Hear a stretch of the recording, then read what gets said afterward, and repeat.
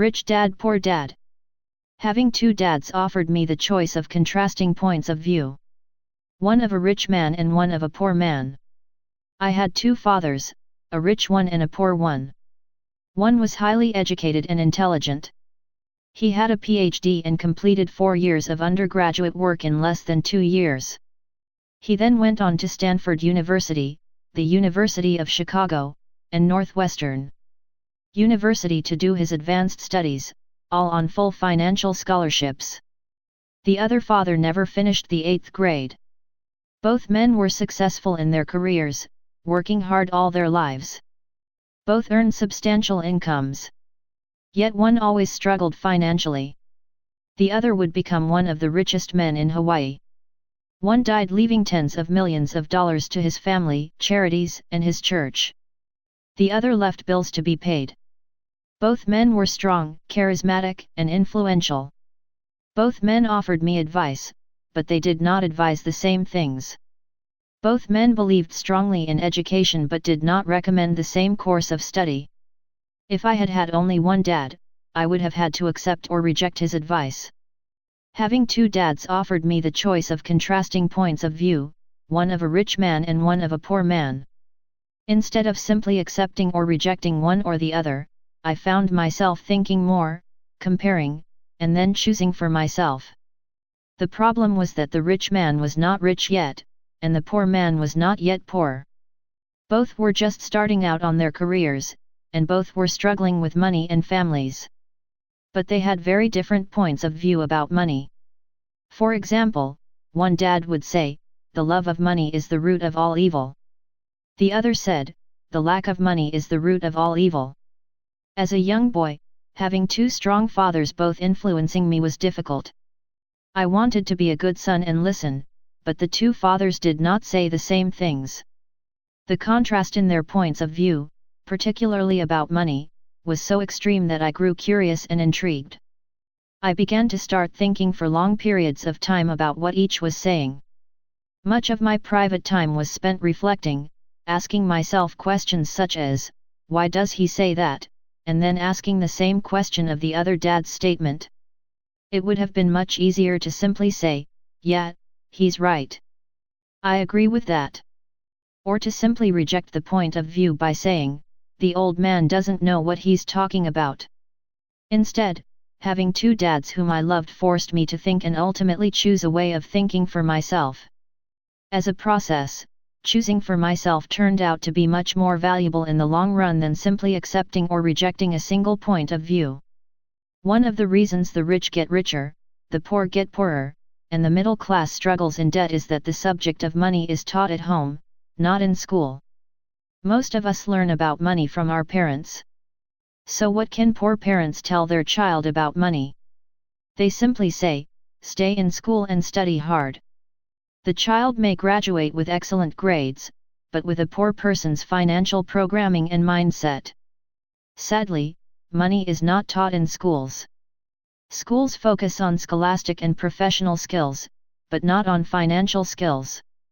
This explains how smart bankers, doctors, and accountants who earned excellent grades may struggle financially all of their lives. Our staggering national debt is due in large part to highly educated politicians and government officials making financial decisions with little or no training in the subject of money. Today I often wonder what will soon happen when we have millions of people who need financial and medical assistance. They will be dependent upon their families or the government for financial support. What will happen when Medicare and Social Security run out of money? How will a nation survive if teaching children about money continues to be left to parents, most of whom will be, or already are, poor? Because I had two influential fathers, I learned from both of them. I had to think about each dad's advice, and in doing so, I gained valuable insight into the power and effect of one's thoughts on one's life. For example, one dad had a habit of saying, "I can't afford it." The other dad forbade those words to be used. He insisted I ask, "How can I afford it?" One is a statement, and the other is a question. One lets you off the hook, and the other forces you to think. My soon-to-be rich dad would explain that by automatically saying the words "I can't afford it," your brain stops working. By asking the question how can I afford it, your brain is put to work. He did not mean that you should buy everything you want. He was fanatical about exercising your mind, the most powerful computer in the world. He'd say, my brain gets stronger every day because I exercise it. The stronger it gets, the more money I can make. He believed that automatically saying I can't afford it was a sign of mental laziness. Although both dads worked hard, I noticed that one dad had a habit of putting his brain to sleep when it came to finances, and the other had a habit of exercising his brain. The long-term result was that one dad grew stronger financially, and the other grew weaker. It is not much different from a person who goes to the gym to exercise on a regular basis versus someone who sits on the couch watching television. Proper physical exercise increases your chances for health, and proper mental exercise increases your chances for wealth. My two dads had opposing attitudes, and that affected the way they thought. One dad thought that the rich should pay more in taxes to take care of those less fortunate. The other said, taxes punish those who produce and reward those who don't produce. One dad recommended, study hard so you can find a good company to work for. The other recommended, study hard so you can find a good company to buy. One dad said, the reason I'm not rich is because I have you kids. The other said, the reason I must be rich is because I have you kids. One encouraged talking about money and business at the dinner table, while the other forbade the subject of money to be discussed over a meal. One said, when it comes to money, play it safe. Don't take risks. The other said, learn to manage risk. One believed, our home is our largest investment and our greatest asset.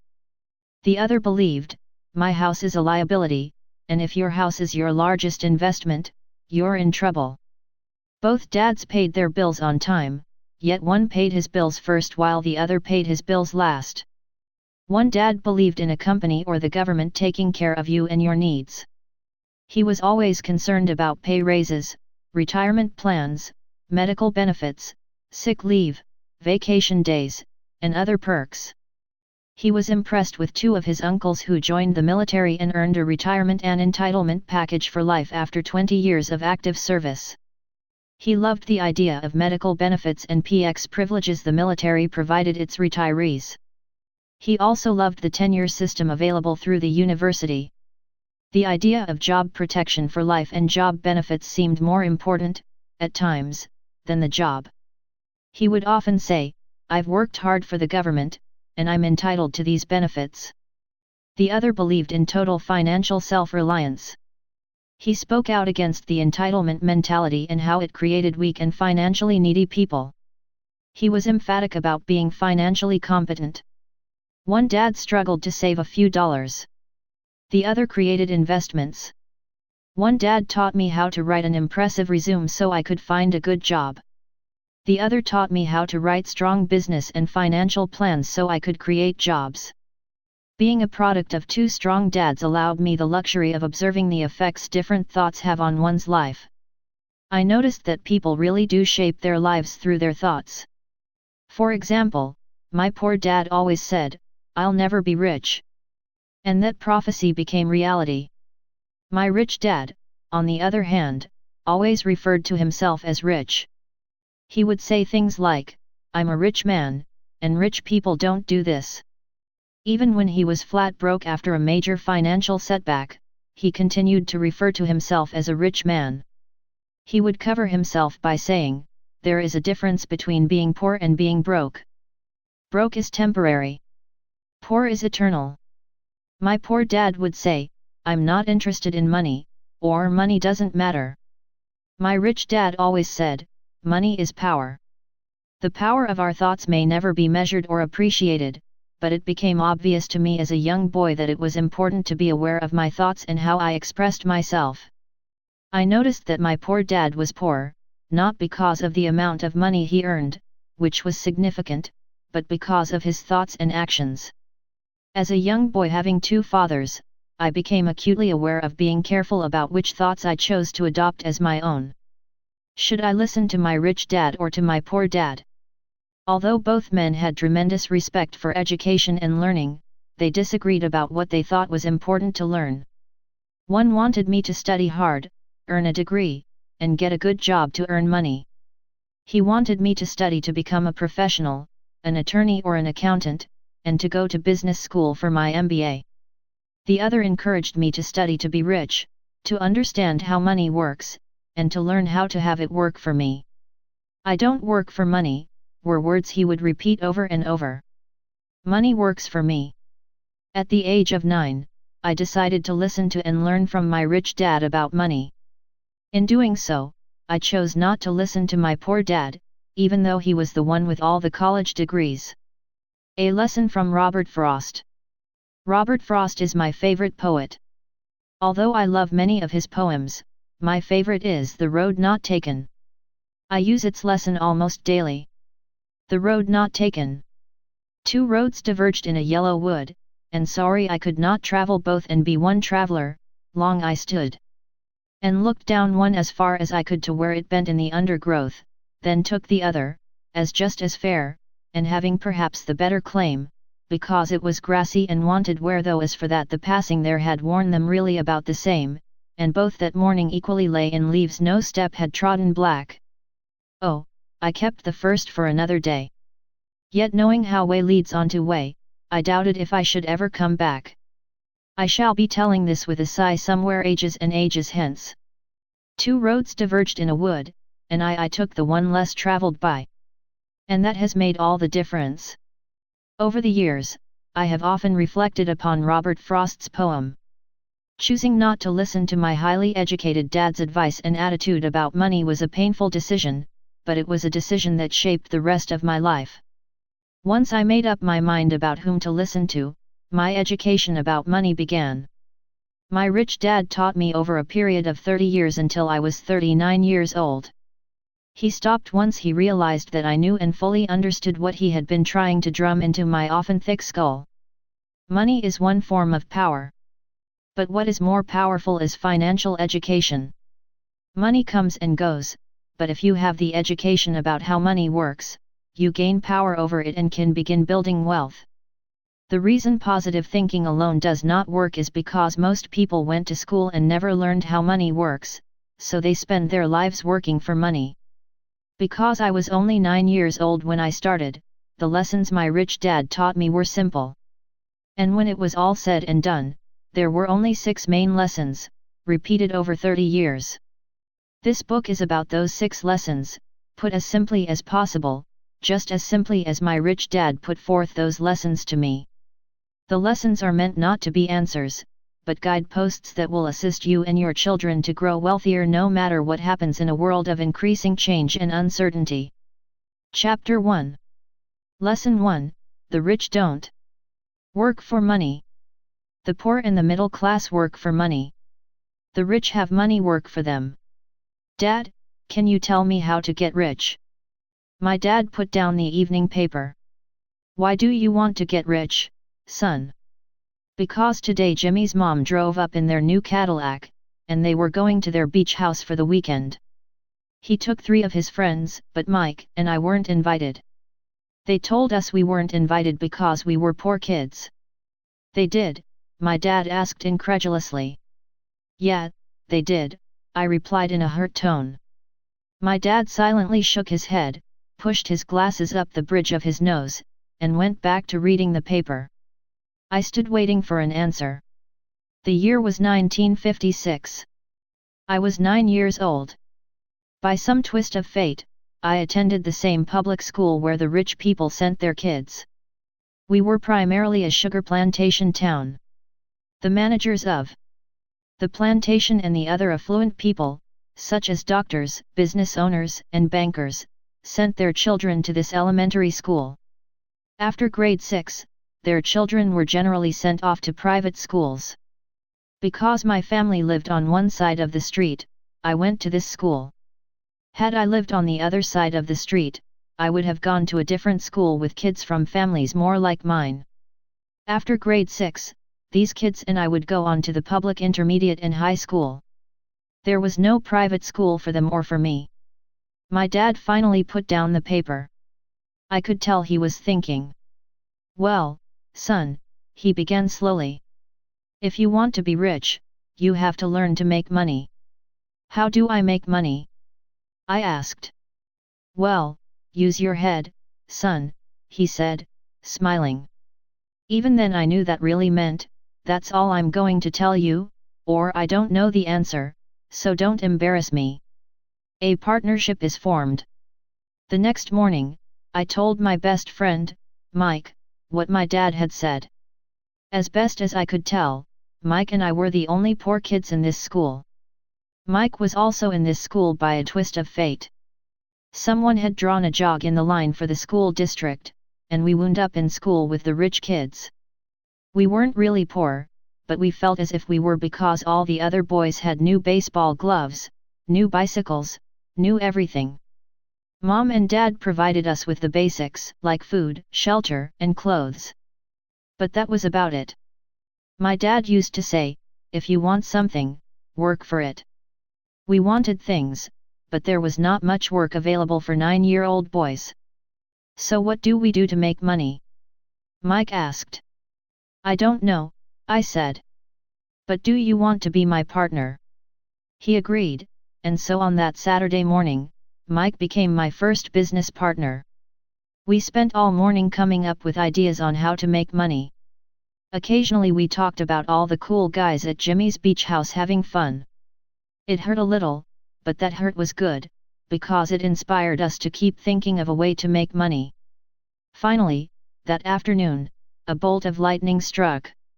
It was an idea Mike got from a science book he had read. Excitedly, we shook hands, and the partnership now had a business. For the next several weeks, Mike and I ran around our neighborhood, knocking on doors and asking our neighbors if they would save their toothpaste tubes for us. With puzzled looks, most adults consented with a smile. Some asked us what we were doing, to which we replied, we can't tell you. It's a business secret. My mom grew distressed as the weeks wore on. We had selected a site next to her washing machine as the place we would stockpile our raw materials. In a brown cardboard box that at one time held catsup bottles, our little pile of used toothpaste tubes began to grow. Finally my mom put her foot down. The sight of her neighbor's messy, crumpled, used toothpaste tubes had gotten to her. What are you boys doing? She asked. And I don't want to hear again that it's a business secret. Do something with this mess, or I'm going to throw it out. Mike and I pleaded and begged, explaining that we would soon have enough and then we would begin production.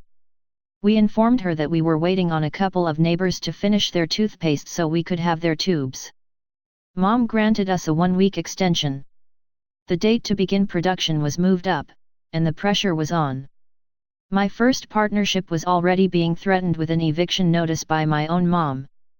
It became Mike's job to tell the neighbors to quickly use up their toothpaste, saying their dentist wanted them to brush more often anyway. I began to put together the production line.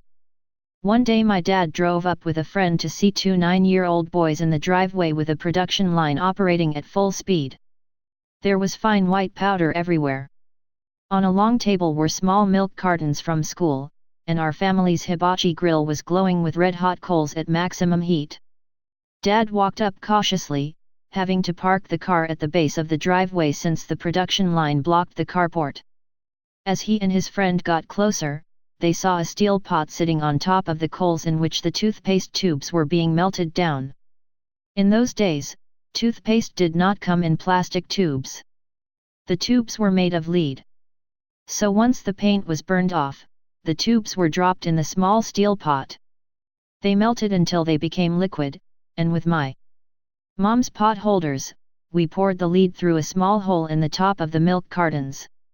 The milk cartons were filled with plaster of Paris. White powder was everywhere. In my haste, I had knocked the bag over, and the entire area looked like it had been hit by a snowstorm. The milk cartons were the outer containers for plaster of Paris molds. My dad and his friend watched as we carefully poured the molten lead through a small hole in the top of the plaster of Paris cube. Careful, my dad said. I nodded without looking up. Finally, once the pouring was through, I put the steel pot down and smiled at my dad. "What are you boys doing?" he asked with a cautious smile. "We're doing what you told me to do. We're going to be rich," I said. "Yup," said Mike, grinning and nodding his head. "We're partners." "And what is in those plaster molds?" my dad asked. "Watch," I said. "This should be a good batch." With a small hammer, I tapped at the seal that divided the cube in half.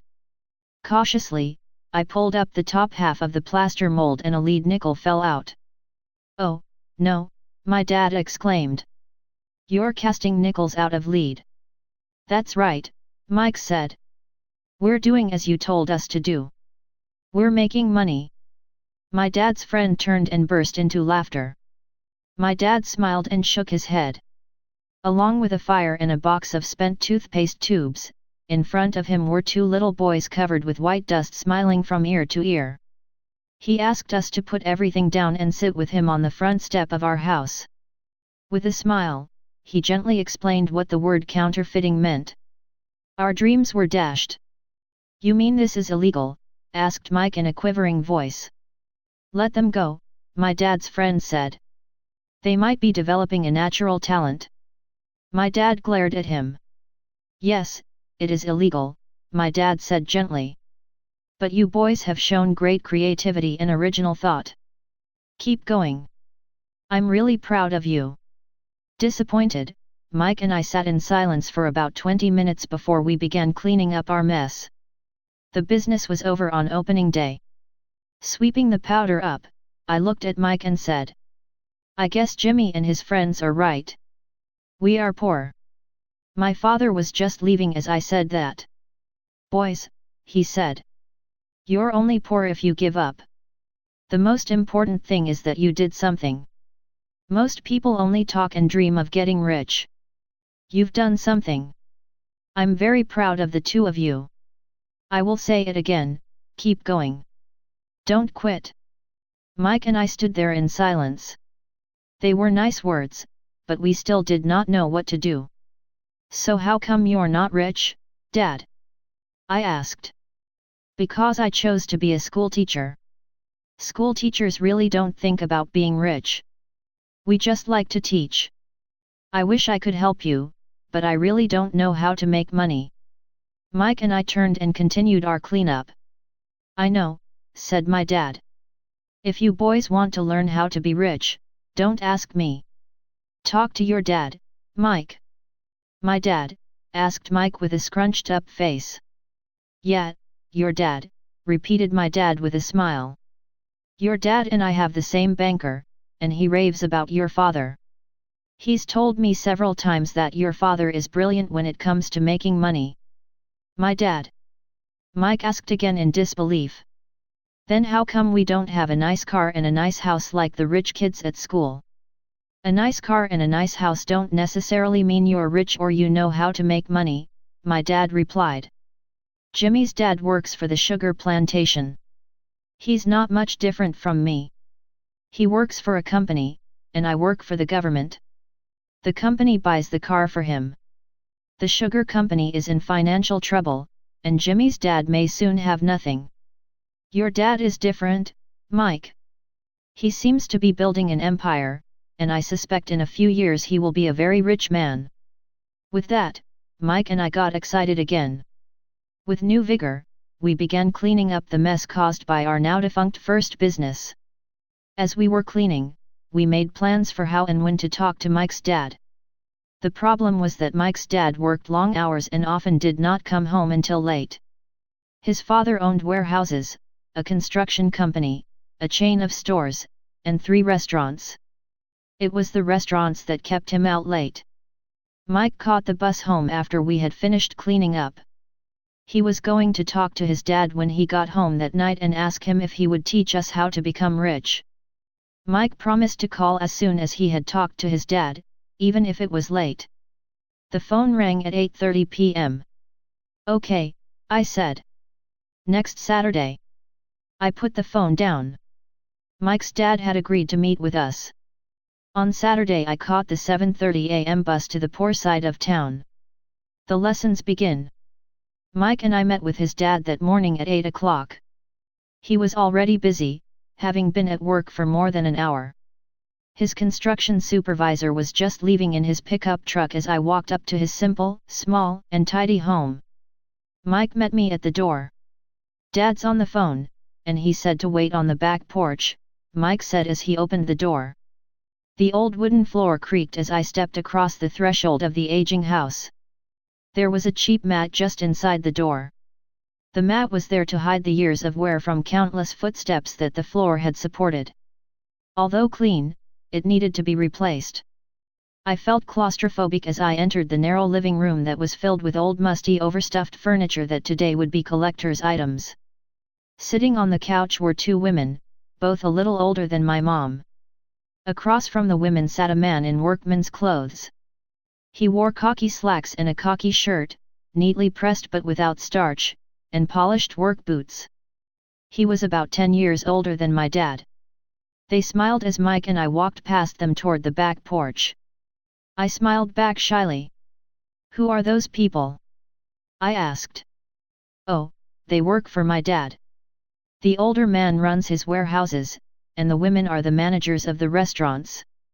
And as you arrived, you saw the construction supervisor who is working on a road project about 50 miles from here. His other supervisor, who is building a track of houses, left before you got here.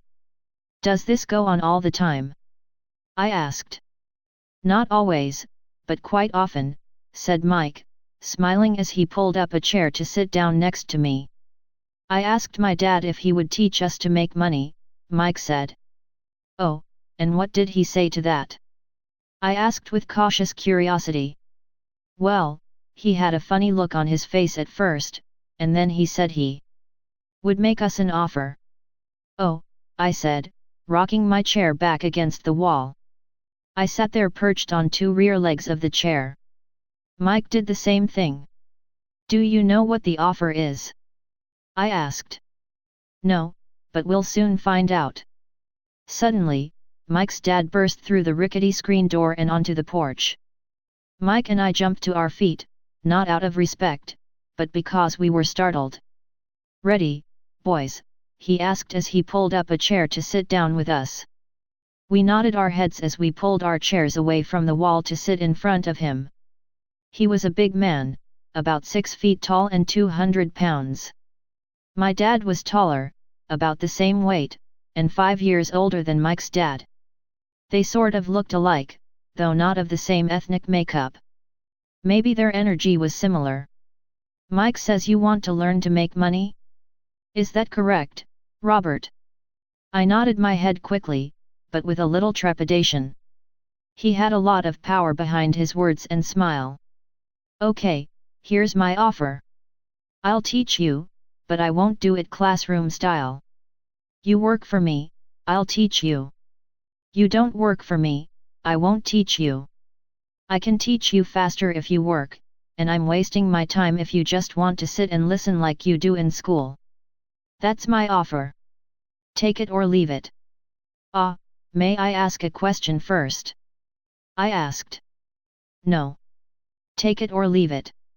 I've got too much work to do to waste my time. If you can't make up your mind decisively, then you'll never learn to make money anyway. Opportunities come and go. Being able to know when to make quick decisions is an important skill. You have the opportunity that you asked for. School is beginning, or it's over in 10 seconds, Mike's dad said with a teasing smile. "Take it," I said. "Take it," said Mike. "Good," said Mike's dad. "Mrs. Martin will be by in 10 minutes. After I'm through with her, you'll ride with her to my superette and you can begin working. I'll pay you 10 cents an hour, and you'll work 3 hours every Saturday." "But I have a softball game today," I said. Mike's dad lowered his voice to a stern tone. "Take it, or leave it," he said. "I'll take it," I replied, choosing to work and learn instead of playing. 30 cents later. By 9 a.m. that day, Mike and I were working for Mrs. Martin. She was a kind and patient woman. She always said that Mike and I reminded her of her 2 grown sons. Although kind, she believed in hard work and kept us moving.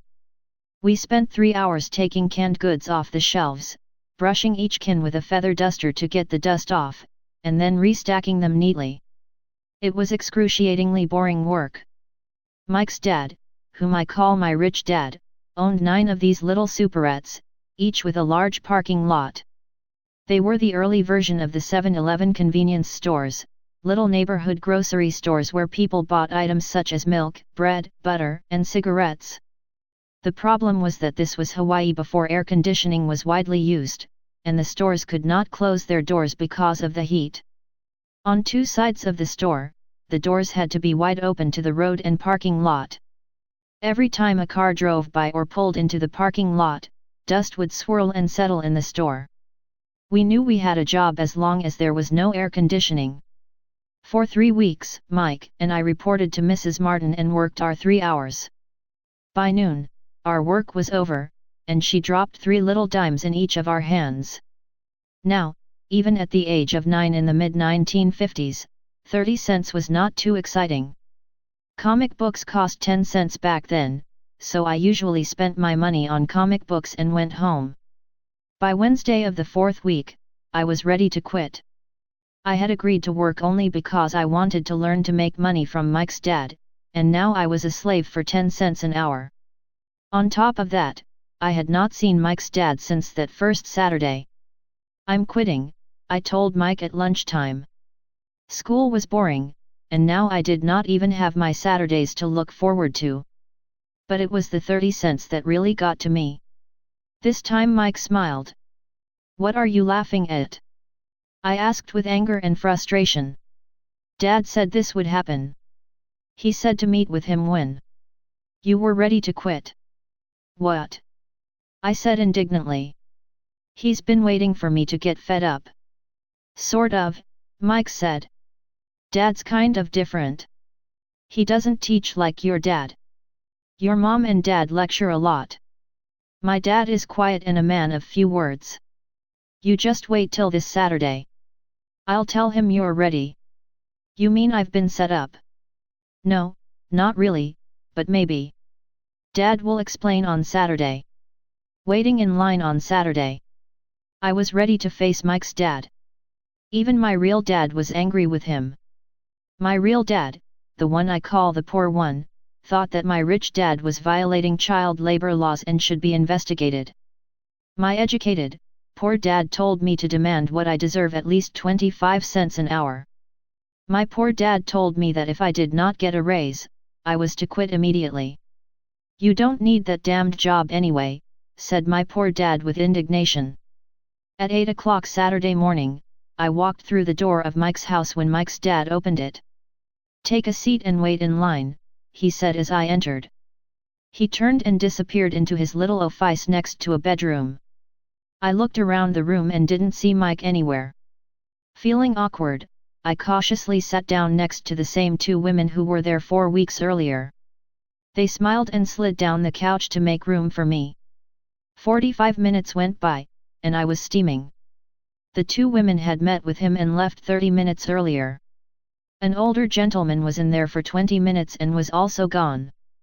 The house was empty, and here I sat in a musty, dark living room on a beautiful sunny Hawaiian day, waiting to talk to a cheapskate who exploited children. I could hear him rustling around the office, talking on the phone, and ignoring me. I was ready to walk out, but for some reason I stayed. Finally, 15 minutes later, at exactly 9 o'clock, Rich Dad walked out of his office, said nothing, and signaled with his hand for me to enter. "I understand you want a raise, or you're going to quit," Rich Dad said as he swiveled in his office chair. "Well, you're not keeping your end of the bargain," I blurted out, nearly in tears. It was really frightening for me to confront a grown-up. "You said that you would teach me if I worked for you." "Well, I've worked for you. I've worked hard. I've given up my baseball games to work for you, but you haven't kept your word, and you haven't taught me anything. You are a crook like everyone in town thinks you are. You're greedy. You want all the money and don't take care of your employees. You made me wait and don't show me any respect. I'm only a little boy, but I deserve to be treated better." Rich Dad rocked back in his swivel chair, hands up to his chin, and stared at me. Not bad, he said. In less than a month, you sound like most of my employees. What? I asked. Not understanding what he was saying, I continued with my grievance. I thought you were going to keep your end of the bargain and teach me. Instead you want to torture me? That's cruel. That's really cruel. I am teaching you, Rich Dad said quietly. What have you taught me? Nothing. I said angrily. You haven't even talked to me once since I agreed to work for peanuts. 10 cents an hour. Ha! I should notify the government about you. We have child labor laws, you know. My dad works for the government, you know. Wow, said Rich Dad. Now you sound just like most of the people who used to work for me, people I've either fired or who have quit. So what do you have to say? I demanded, feeling pretty brave for a little kid. You lied to me. I've worked for you, and you have not kept your word. You haven't taught me anything. How do you know that I've not taught you anything? Asked Rich Dad calmly. Well, you've never talked to me. I've worked for 3 weeks and you have not taught me anything, I said with a pout. Does teaching mean talking or a lecture? Rich Dad asked. Well, yes, I replied. That's how they teach you in school, he said, smiling. But that is not how life teaches you, and I would say that life is the best teacher of all. Most of the time, life does not talk to you. It just sort of pushes you around. Each push is life saying, wake up. There's something I want you to learn. What is this man talking about? I asked myself silently. Life pushing me around was life talking to me. Now I knew I had to quit my job. I was talking to someone who needed to be locked up. If you learn life's lessons, you will do well. If not, life will just continue to push you around. People do 2 things. Some just let life push them around. Others get angry and push back. But they push back against their boss, or their job, or their husband or wife. They do not know it's life that's pushing. I had no idea what he was talking about. Life pushes all of us around. Some people give up and others fight. A few learn the lesson and move on. They welcome life pushing them around. To these few people, it means they need and want to learn something. They learn and move on. Most quit, and a few like you fight. Rich Dad stood and shut the creaky old wooden window that needed repair. If you learn this lesson, you will grow into a wise, wealthy, and happy young man. If you don't, you will spend your life blaming a job, low pay, or your boss for your problems. You'll live life always hoping for that big break that will solve all your money problems. Rich Dad looked over at me to see if I was still listening. His eyes met mine. We stared at each other, communicating through our eyes. Finally, I looked away once I had absorbed his message. I knew he was right. I was blaming him, and I did ask to learn. I was fighting. Rich Dad continued, or if you're the kind of person who has no guts, you just give up every time life pushes you. If you're that kind of person, you'll live all your life playing it safe, doing the right things, saving yourself for some event that never happens. Then you die a boring old man. You'll have lots of friends who really like you because you were such a nice hard-working guy. But the truth is that you let life push you into submission.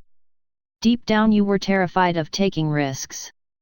You really wanted to win, but the fear of losing was greater than the excitement of winning. Deep inside, you and only you will know you didn't go for it. You chose to play it safe. Our eyes met again. You've been pushing me around? I asked. Some people might say that, smiled Rich Dad. I would say that I just gave you a taste of life. What taste of life? I asked, still angry, but now curious and ready to learn.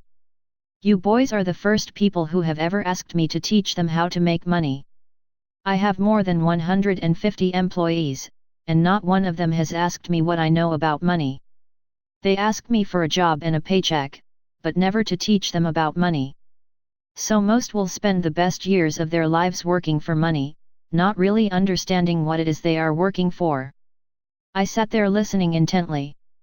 So when Mike told me you wanted to learn how to make money, I decided to design a course that mirrored real life. I could talk until I was blue in the face, but you wouldn't hear a thing. So I decided to let life push you around a bit so you could hear me. That's why I only paid you 10 cents. So what is the lesson I learned from working for only 10 cents an hour? I asked. That you're cheap and exploit your workers. Rich Dad rocked back and laughed heartily. Finally he said, you'd best change your point of view. Stop blaming me and thinking I'm the problem. If you think I'm the problem, then you have to change me. If you realize that you're the problem, then you can change yourself, learn something, and grow wiser. Most people want everyone else in the world to change but themselves. Let me tell you, it's easier to change yourself than everyone else. I don't understand, I said. Don't blame me for your problems, Rich Dad said, growing impatient. But you only pay me 10 cents. So what are you learning? Rich Dad asked, smiling. That you're cheap, I said with a sly grin. See, you think I'm the problem, said Rich Dad. But you are. Well, keep that attitude and you'll learn nothing. Keep the attitude that I'm the problem and what choices do you have? Well, if you don't pay me more or show me more respect and teach me, I'll quit. Well put, Rich Dad said. And that's exactly what most people do. They quit and go looking for another job, a better opportunity, and higher pay, actually thinking that this will solve the problem. In most cases, it won't. So what should I do? I asked. Just take this measly 10 cents an hour and smile. Rich Dad smiled. That's what the other people do. But that's all they do, waiting for a raise thinking that more money will solve their problems. Most just accept it, and some take a second job working harder, but again accepting a small paycheck. I sat staring at the floor, beginning to understand the lesson Rich Dad was presenting. I could sense it was a taste of life. Finally, I looked up and asked, so what will solve the problem? This, he said, leaning forward in his chair and tapping me gently on the head. This stuff between your ears. It was at that moment that Rich Dad shared the pivotal point of view that separated him from his employees and my poor dad and led him to eventually become one of the richest men in Hawaii, while my highly educated but poor dad struggled financially all his life. It was a singular point of view that made all the difference over a lifetime. Rich Dad explained this point of view over and over, which I call lesson number 1, the poor and the middle class work for money. The rich have money work for them. On that bright Saturday morning, I learned a completely different point of view from what I had been taught by my poor dad. At the age of 9, I understood that both dads wanted me to learn. Both dads encouraged me to study, but not the same things. My highly educated dad recommended that I do what he did. Son, I want you to study hard, get good grades, so you can find a safe, secure job with a big company. And make sure it has excellent benefits. My rich dad wanted me to learn how money works so I could make it work for me. These lessons I would learn through life with his guidance, not because of a classroom. My rich dad continued my first lesson, I'm glad you got angry about working for 10 cents an hour. If you hadn't got angry and had simply accepted it, I would have to tell you that I could not teach you. You see, true learning takes energy, passion, and a burning desire. Anger is a big part of that formula, for passion is anger and love combined. When it comes to money, most people want to play it safe and feel secure. So passion does not direct them. Fear does. So is that why they'll take jobs with low pay? I asked. Yes, said Rich Dad. Some people say I exploit people because I don't pay as much as the sugar plantation or the government. I say the people exploit themselves. It's their fear, not mine. But don't you feel you should pay them more? I asked. I don't have to.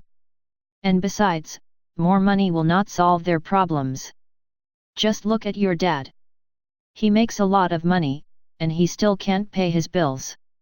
Most people, given more money, only get into more debt. So that's why the 10 cents an hour, I said, smiling. It's a part of the lesson. That's right, smiled Rich Dad. You see, your dad went to school and got an excellent education, so he could get a high-paying job. But he still has money problems because he never learned anything about money in school. On top of that, he believes in working for money. And you don't? I asked. No, not really, said Rich Dad. If you want to learn to work for money, then stay in school. That is a great place to learn to do that. But if you want to learn how to have money work for you, then I will teach you that. But only if you want to learn. Wouldn't everyone want to learn that? I asked. No, said Rich Dad, simply because it's easier to learn to work for money, especially if fear is your primary emotion when the subject of money is discussed. I don't understand, I said with a frown.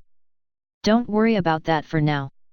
Just know that it's fear that keeps most people working at a job, the fear of not paying their bills, the fear of being fired, the fear of not having enough money, and the fear of starting over. That's the price of studying to learn a profession or trade, and then working for money. Most people become a slave to money and then get angry at their boss. Learning to have money work for you is a completely different course of study. I asked. Absolutely, Rich Dad answered. Absolutely. We sat in silence on that beautiful Hawaiian Saturday morning. My friends had just started their Little League baseball game, but for some reason I was now thankful I had decided to work for 10 cents an hour.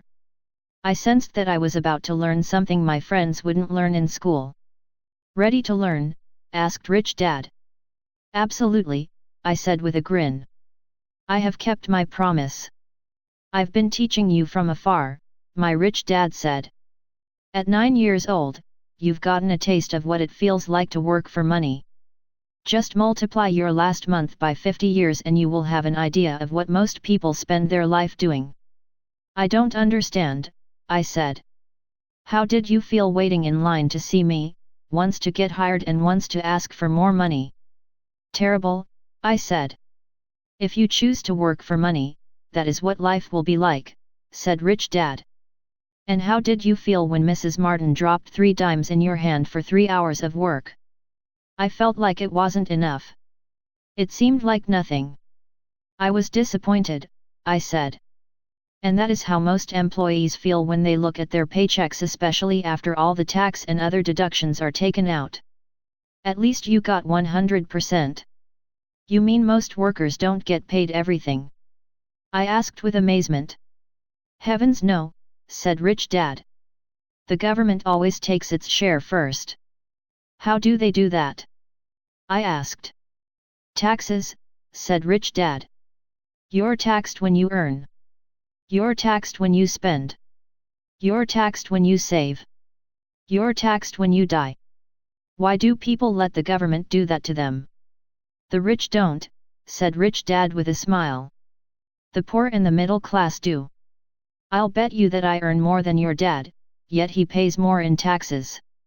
How can that be? I asked. At my age, that made no sense to me. Why would someone let the government do that to them? Rich Dad rocked slowly and silently in his chair, just looking at me. Ready to learn? He asked. I nodded my head slowly. As I said, there is a lot to learn. Learning how to have money work for you is a lifetime study. Most people go to college for 4 years, and their education ends. I already know that my study of money will continue over my lifetime, simply because the more I find out, the more I find out I need to know. Most people never study the subject. They go to work, get their paycheck, balance their checkbooks, and that's it. Then they wonder why they have money problems. They think that more money will solve the problem and don't realize that it's their lack of financial education that is the problem. So my dad has tax problems because he doesn't understand money? I asked, confused. Look, said Rich Dad, taxes are just one small section on learning how to have money work for you. Today, I just wanted to find out if you still have the passion to learn about money. Most people don't. They want to go to school, learn a profession, have fun at their work, and earn lots of money. One day they wake up with big money problems, and then they can't stop working. That's the price of only knowing how to work for money instead of studying how to have money work for you. So do you still have the passion to learn? Asked Rich Dad. I nodded my head. Good, said Rich Dad. Now get back to work. This time, I will pay you nothing. What? I asked in amazement. You heard me. Nothing. You will work the same 3 hours every Saturday, but this time you will not be paid 10 cents per hour. You said you wanted to learn to not work for money, so I'm not going to pay you anything. I couldn't believe what I was hearing. I've already had this conversation with Mike and he's already working, dusting, and stacking canned goods for free. You'd better hurry and get back there. That's not fair, I shouted. You've got to pay something. You said you wanted to learn. If you don't learn this now, you'll grow up to be like the two women and the older man sitting in my living room, working for money and hoping I don't fire them. Or like your dad, earning lots of money only to be in debt up to his eyeballs, hoping more money will solve the problem. If that's what you want, I'll go back to our original deal of 10 cents an hour.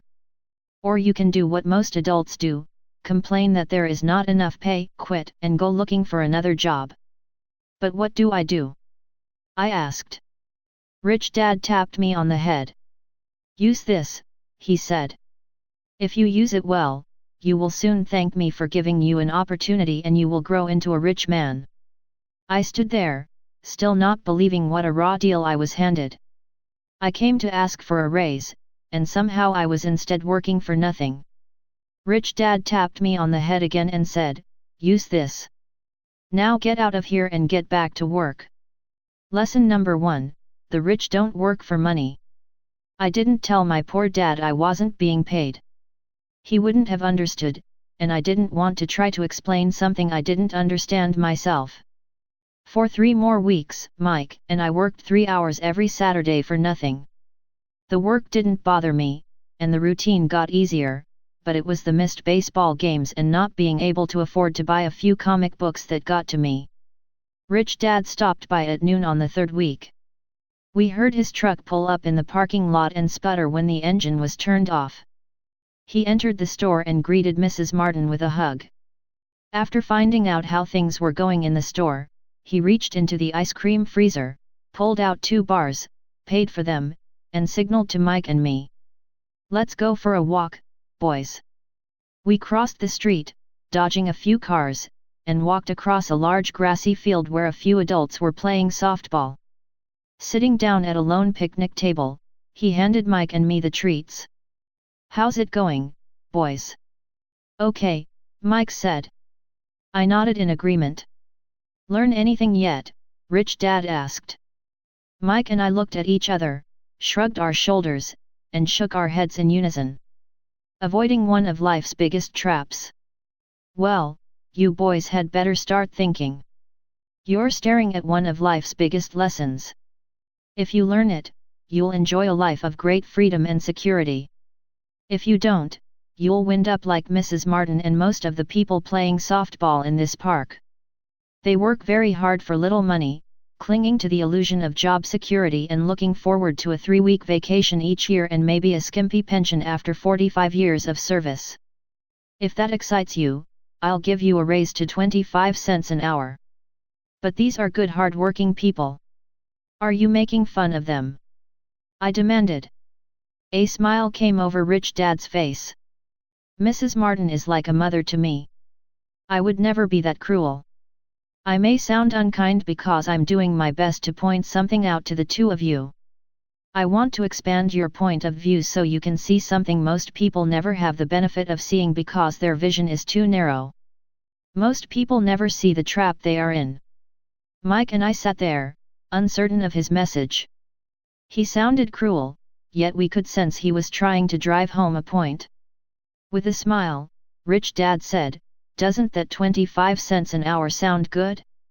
Doesn't it make your heart beat a little faster?" I shook my head no, but it really did. 25 cents an hour would be big bucks to me. "Okay, I'll pay you $1 an hour," Rich Dad said, with a sly grin. Now my heart started to race. My brain was screaming, "Take it! Take it!" I could not believe what I was hearing.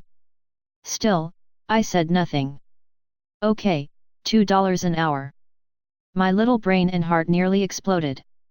After all, it was 1956 and being paid $2 an hour would have made me the richest kid in the world. I couldn't imagine earning that kind of money. I wanted to say yes. I wanted the deal. I could picture a new bicycle, new baseball glove, and the adoration of my friends when I flashed some cash. On top of that, Jimmy and his rich friends could never call me poor again. But somehow my mouth stayed shut. The ice cream had melted and was running down my hand.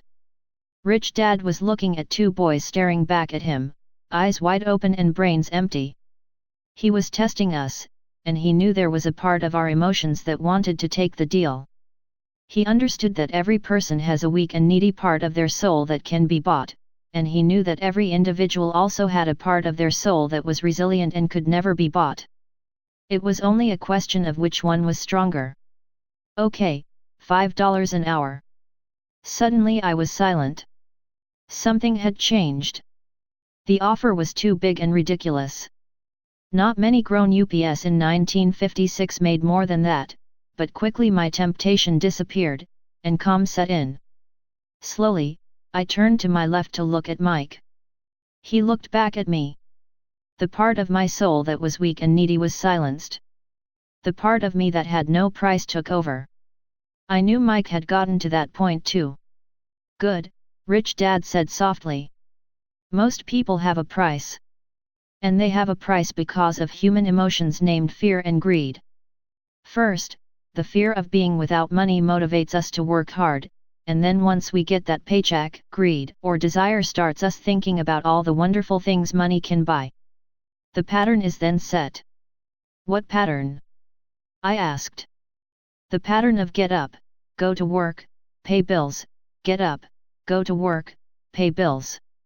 People's lives are forever controlled by two emotions, fear and greed. Offer them more money and they continue the cycle by increasing their spending. This is what I call the rat race. "There is another way?" Mike asked. "Yes," said Rich Dad slowly. "But only a few people find it." "And what is that way?" Mike asked. "That's what I hope you boys will learn as you work and study with me. That is why I took away all forms of pay." "Any hints?" Mike asked. "We're kind of tired of working hard, especially for nothing." "Well, the first step is telling the truth," said Rich Dad. "We haven't been lying," I said. "I did not say you were lying.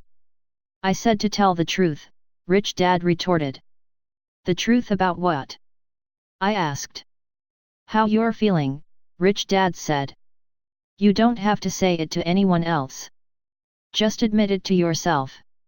"You mean the people in this park, the people who work for you, Mrs. Martin, they don't do that?" I asked. "I doubt it," said Rich Dad. "Instead, they feel the fear of not having money. They don't confront it logically. They react emotionally instead of using their heads," Rich Dad said. "Then, they get a few bucks in their hands and again, the emotions of joy, desire, and greed take over. And again they react, instead of think. So their emotions control their brain," Mike said. "That's correct," said Rich Dad. "Instead of admitting the truth about how they feel, they react to their feelings and fail to think. They feel the fear so they go to work, hoping that money will soothe the fear, but it doesn't. It continues to haunt them and they return to work, hoping again that money will calm their fears, and again it doesn't. Fear keeps them in this trap of working, earning money, working, earning money, hoping the fear will go away. But every day they get up, and that old fear wakes up with them. For millions of people that old fear keeps them awake all night, causing a night of turmoil and worry. So they get up and go to work, hoping that a paycheck will kill that fear gnawing at their soul. Money is running their lives, and they refuse to tell the truth about that. Money is in control of their emotions and their souls. Rich Dad sat quietly, letting his words sink in. Mike and I heard what he said but didn't understand fully what he was talking about. I just knew that I often wondered why grown-ups hurried off to work. It did not seem like much fun, and they never looked that happy, but something kept them going. Realizing we had absorbed as much as possible of what he was talking about, Rich Dad said, "I want you boys to avoid that trap. That is really what I want to teach you. Not just to be rich, because being rich does not solve the problem." "It doesn't?" I asked, surprised. "No, it doesn't. Let me explain the other emotion, desire. Some call it greed, but I prefer desire. It's perfectly normal to desire something better, prettier, more fun, or exciting. So people also work for money because of desire. They desire money for the joy they think it can buy. But the joy that money brings is often short-lived, and they soon need more money for more joy, more pleasure, more comfort, and more security. So they keep working, thinking money will soothe their souls that are troubled by fear and desire. But money can't do that. Even rich people do this." Mike asked. "Rich people included," said Rich Dad. "In fact, the reason many rich people are rich isn't because of desire, but because of fear. They believe that money can eliminate the fear of being poor, so they amass tons of it, only to find the fear gets worse. Now they fear losing the money. I have friends who keep working even though they have plenty. I know people who have millions who are more afraid now than when they were poor. They're terrified of losing it all. The fears that drove them to get rich got worse. That weak and needy part of their soul is actually screaming louder. They don't want to lose the big houses, the cars, and the high life money has bought them. They worry about what their friends would say if they lost all their money. Many are emotionally desperate and neurotic, although they look rich and have more money. So is a poor man happier?" I asked. "No, I don't think so," replied Rich Dad. "The avoidance of money is just as psychotic as being attached to money." As if on cue, the town derelict went past our table, stopping by the large rubbish can and rummaging around in it. The three of us watched him with great interest, when before we probably would have just ignored him. Rich Dad pulled $1 out of his wallet and gestured to the older man. Seeing the money, the derelict came over immediately, took the bill, thanked Rich Dad profusely, and hurried off, ecstatic with his good fortune. "He's not much different from most of my employees," said Rich Dad. "I've met so many people who say, 'Oh, I'm not interested in money.' Yet they'll work at a job for 8 hours a day. That's a denial of truth. If they weren't interested in money, then why are they working?" That kind of thinking is probably more psychotic than a person who hoards money. As I sat there listening to my Rich Dad, my mind flashed back to the countless times my own dad said, "I'm not interested in money." He said those words often. He also covered himself by always saying, "I work because I love my job." "So what do we do?" I asked. "Not work for money until all traces of fear and greed are gone." "No, that would be a waste of time," said Rich Dad. "Emotions are what make us human. The word emotion stands for energy in motion. Be truthful about your emotions and use your mind and emotions in your favor, not against yourself." "Whoa," said Mike. "Don't worry about what I just said. It will make more sense in years to come. Just be an observer, not a reactor, to your emotions. Most people do not know that it's their emotions that are doing the thinking. Your emotions are your emotions, but you have got to learn to do your own thinking." "Can you give me an example?" I asked. "Sure," replied Rich Dad. "When a person says, I need to find a job, it's most likely an emotion doing the thinking. Fear of not having money generates that thought.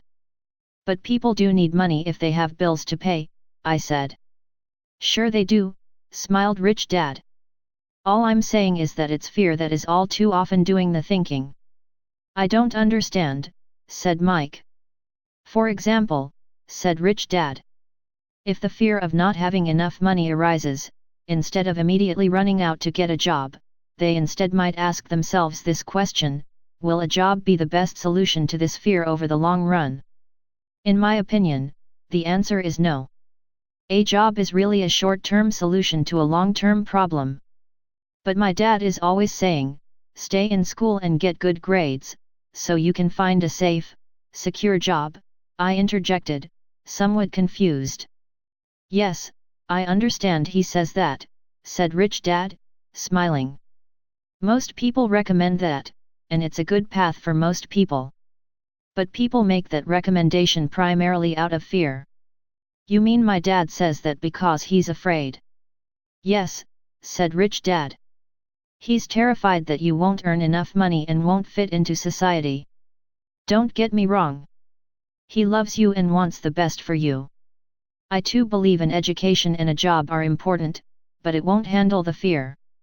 You see, that same fear that makes him get up in the morning to earn a few bucks is the fear that is causing him to be so fanatical about your going to school.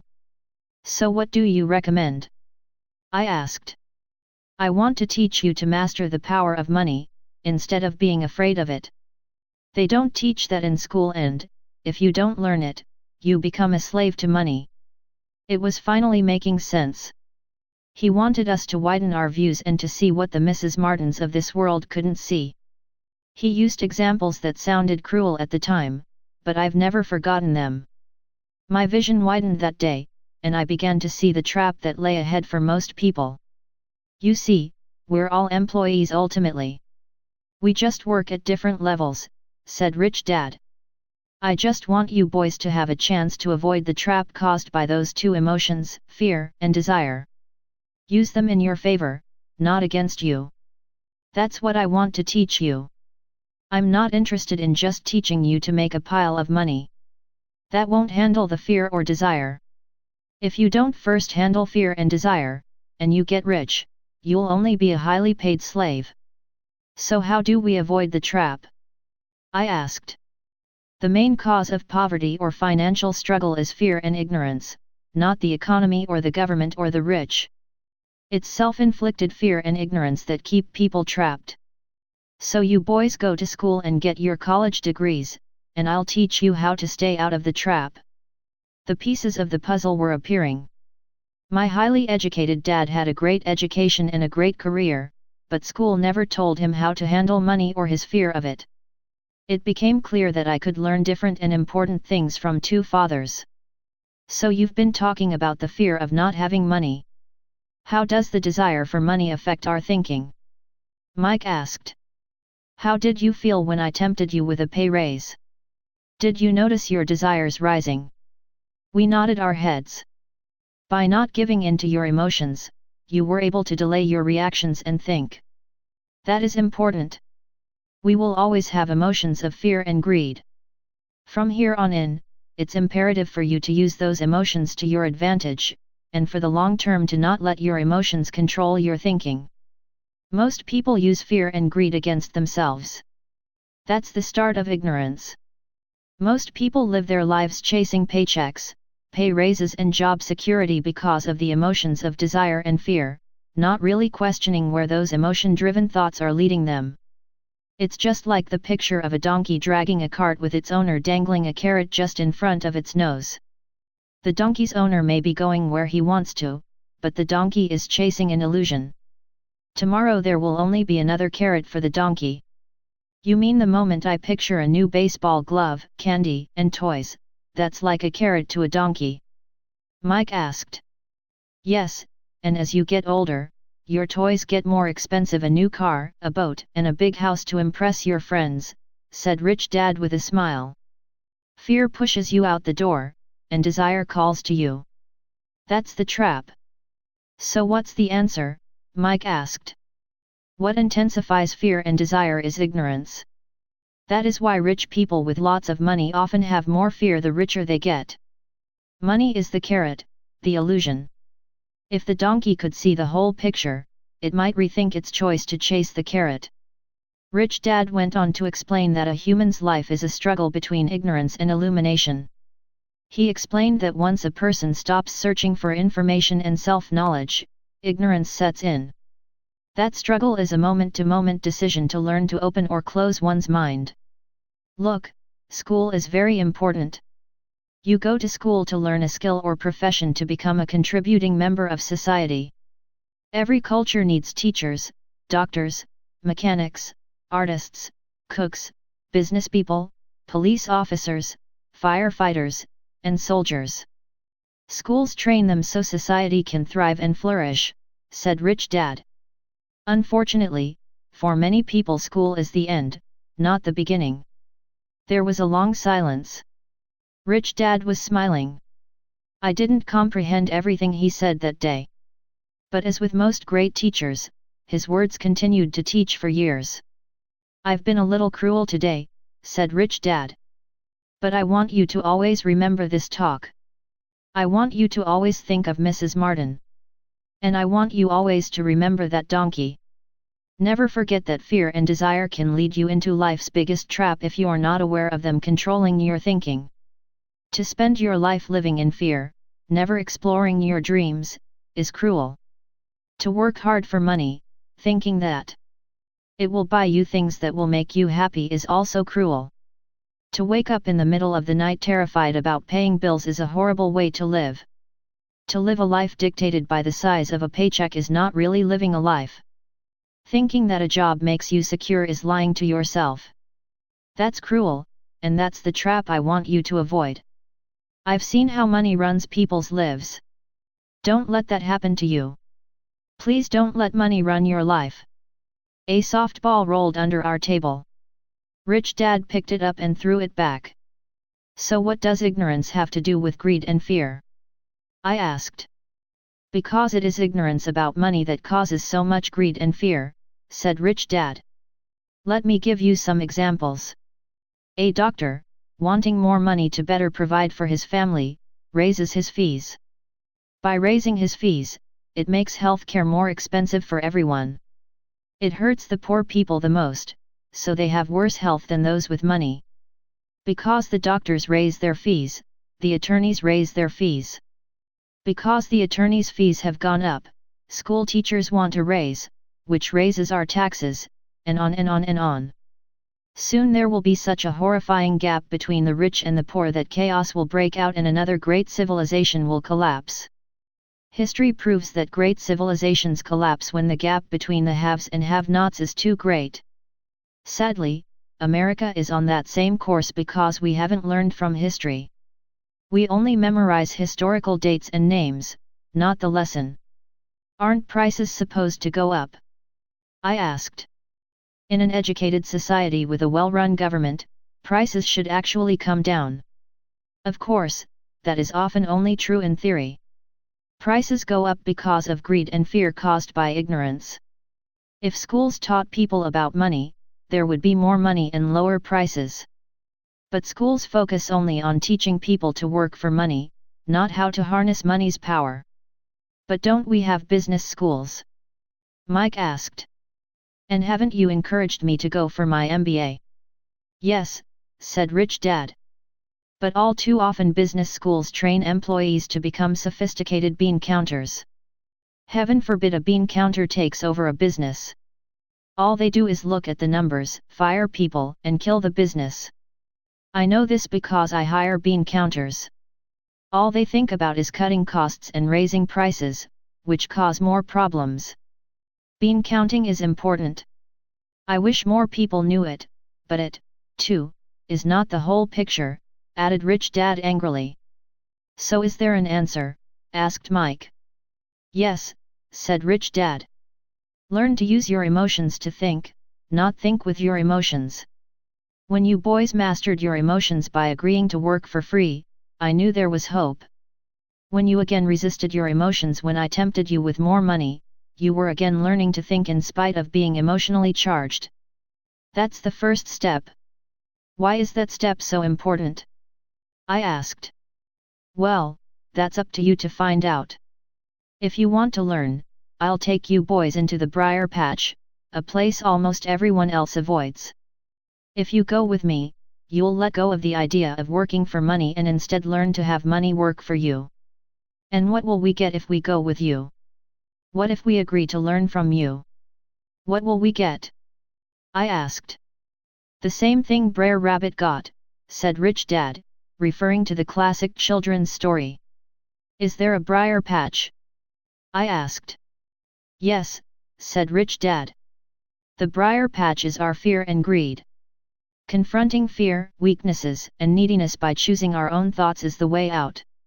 Choosing our thoughts? Mike asked, puzzled. Yes. Choosing what we think rather than reacting to our emotions.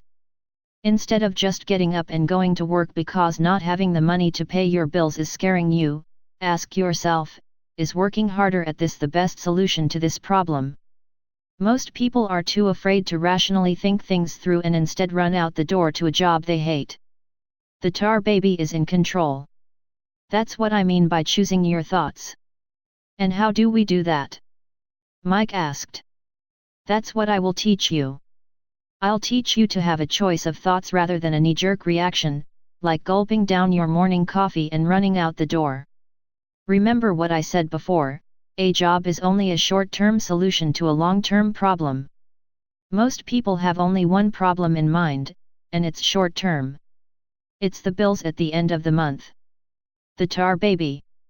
Money controls their lives, or should I say the fear and ignorance about money controls it. So they do as their parents did. They get up every day and go work for money, not taking the time to ask the question, is there another way? Their emotions now control their thinking, not their heads. Can you tell the difference between emotions thinking and the head thinking? Mike asked. Oh, yes. I hear it all the time, said Rich Dad. I hear things like, well, everyone has to work. Or the rich are crooks. Or I'll get another job. I deserve this raise. You can't push me around. Or I like this job because it's secure. No one asks, is there something I'm missing here, which would break through the emotional thought and give you time to think clearly? As we headed back to the store, Rich Dad explained that the rich really did make money. They did not work for it. He went on to explain that when Mike and I were casting 5-cent pieces out of lead, thinking we were making money, we were very close to thinking the way the rich think. The problem was that creating money is legal for the government and banks to do, but illegal for us to do. There are legal ways to create money from nothing, he told us.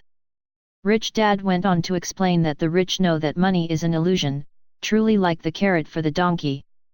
It's only out of fear and greed that the illusion of money is held together by billions of people who believe that money is real. It's not. Money is really made up. It is only because of the illusion of confidence and the ignorance of the masses that this house of cards stands. He talked about the gold standard that America was on, and that each dollar bill was actually a silver certificate. What concerned him was the rumor that we would someday go off the gold standard and our dollars would no longer be backed by something tangible. If that happens, boys, all hell will break loose. The poor, the middle class, and the ignorant will have their lives ruined simply because they will continue to believe that money is real and that the company they work for, or the government, will look after them. We really did not understand what he was saying that day, but over the years, it made more and more sense. Seeing what others miss. As he climbed into his pickup truck outside his convenience store, Rich Dad said, "Keep working, boys, but the sooner you forget about needing a paycheck, the easier your adult life will be. Keep using your brain, work for free, and soon your mind will show you ways of making money far beyond what I could ever pay you. You will see things that other people never see." Most people never see these opportunities because they're looking for money and security, so that's all they get. The moment you see one opportunity, you'll see them for the rest of your life. The moment you do that, I'll teach you something else. Learn this, and you'll avoid one of life's biggest traps. Mike and I picked up our things from the store and waved goodbye to Mrs. Martin. We went back to the park, to the same picnic bench, and spent several more hours thinking and talking. We spent the next week at school thinking and talking, too. For 2 more weeks, we kept thinking, talking, and working for free. At the end of the second Saturday, I was again saying goodbye to Mrs. Martin and looking at the comic book stand with a longing gaze. The hard thing about not even getting 30 cents every Saturday was that I didn't have any money to buy comic books.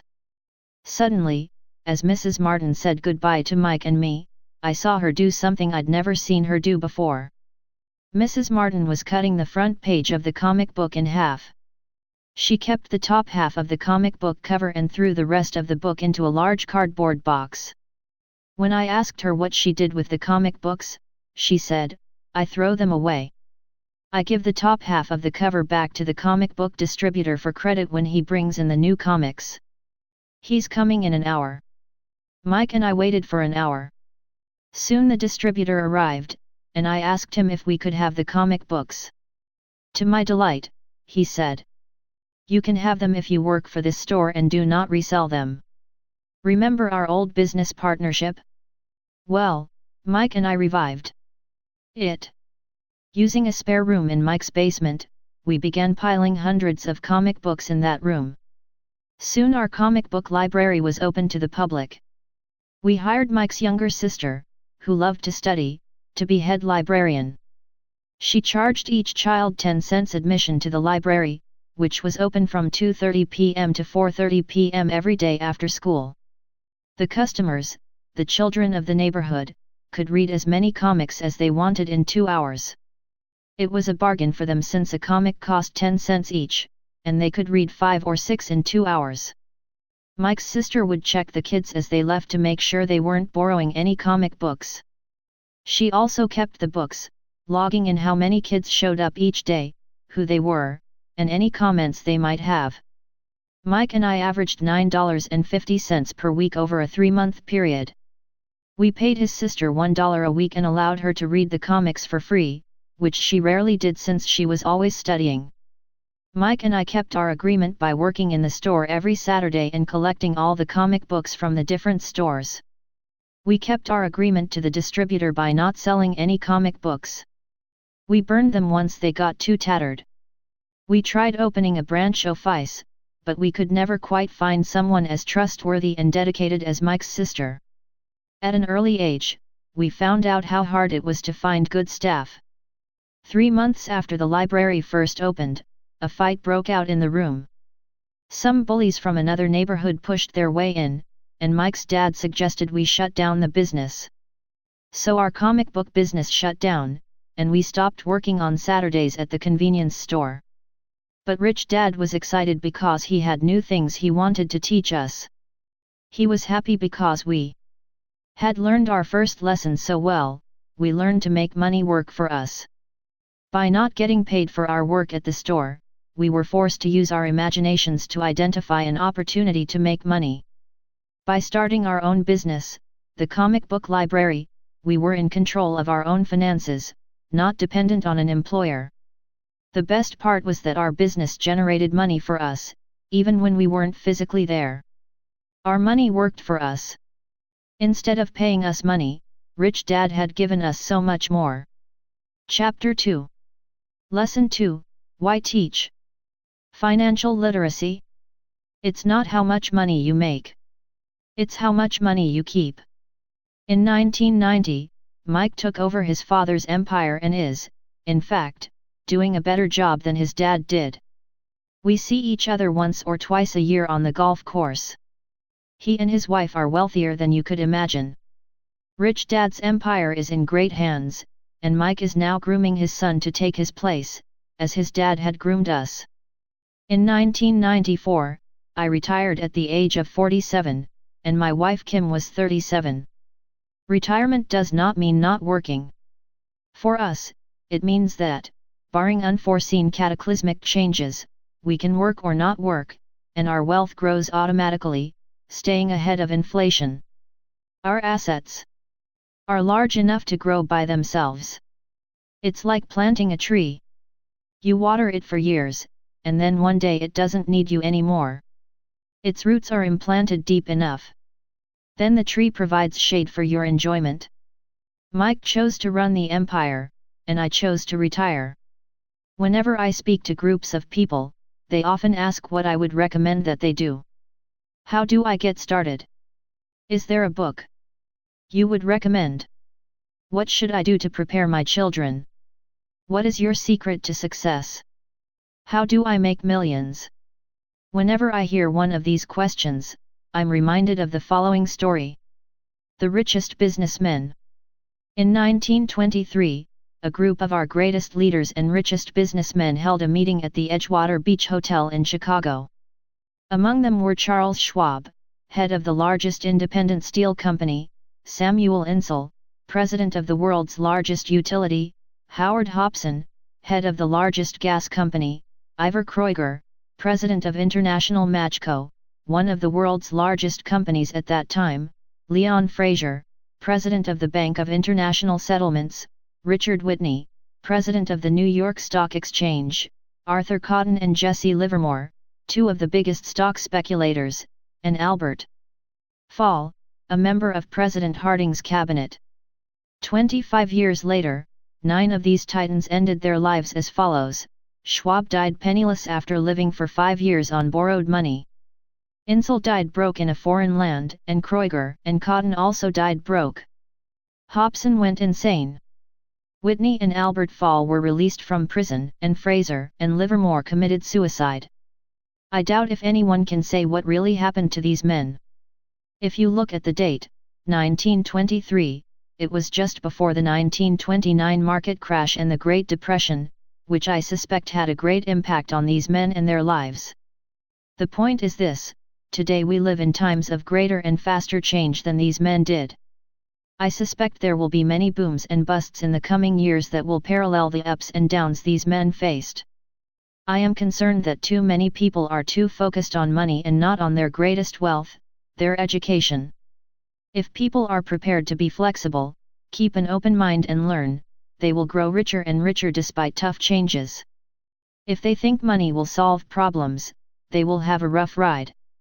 Intelligence solves problems and produces money. Money without financial intelligence is money soon gone. Most people fail to realize that in life, it's not how much money you make. It's how much money you keep. We've all heard stories of lottery winners who are poor, then suddenly rich, and then poor again. They win millions, yet are soon back where they started. Or stories of professional athletes, who at the age of 24 are earning millions, but are sleeping under a bridge 10 years later. I remember a story of a young basketball player who a year ago had millions. Today, at just 29, he claims his friend's attorney and accountant took his money, and he was forced to work at a car wash for minimum wage.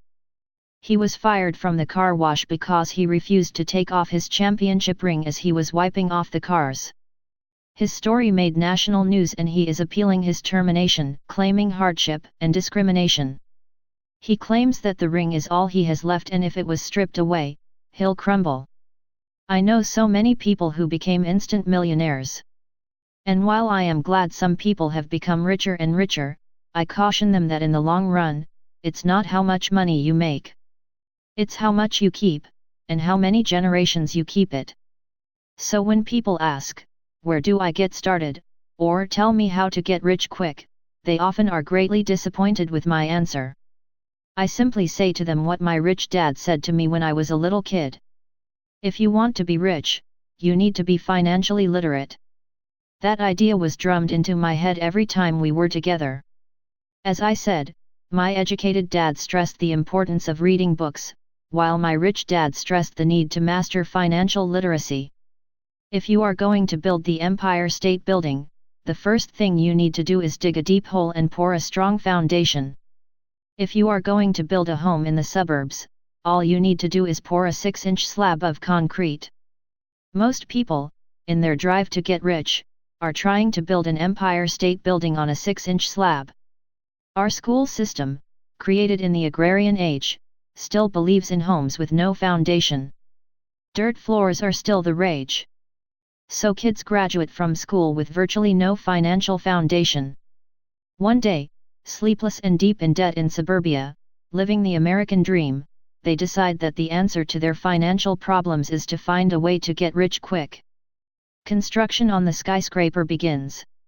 It goes up quickly, and soon, instead of the Empire State Building, we have the Leaning Tower of suburbia. The sleepless nights return. As for Mike and me in our adult years, both of our choices were possible because we were taught to pour a strong financial foundation when we were just kids. Accounting is possibly the most confusing, boring subject in the world, but if you want to be rich long term, it could be the most important subject. For Rich Dad, the question was how to take a boring and confusing subject and teach it to kids. The answer he found was to make it simple by teaching it in pictures. My rich dad poured a strong financial foundation for Mike and me. Since we were just kids, he created a simple way to teach us.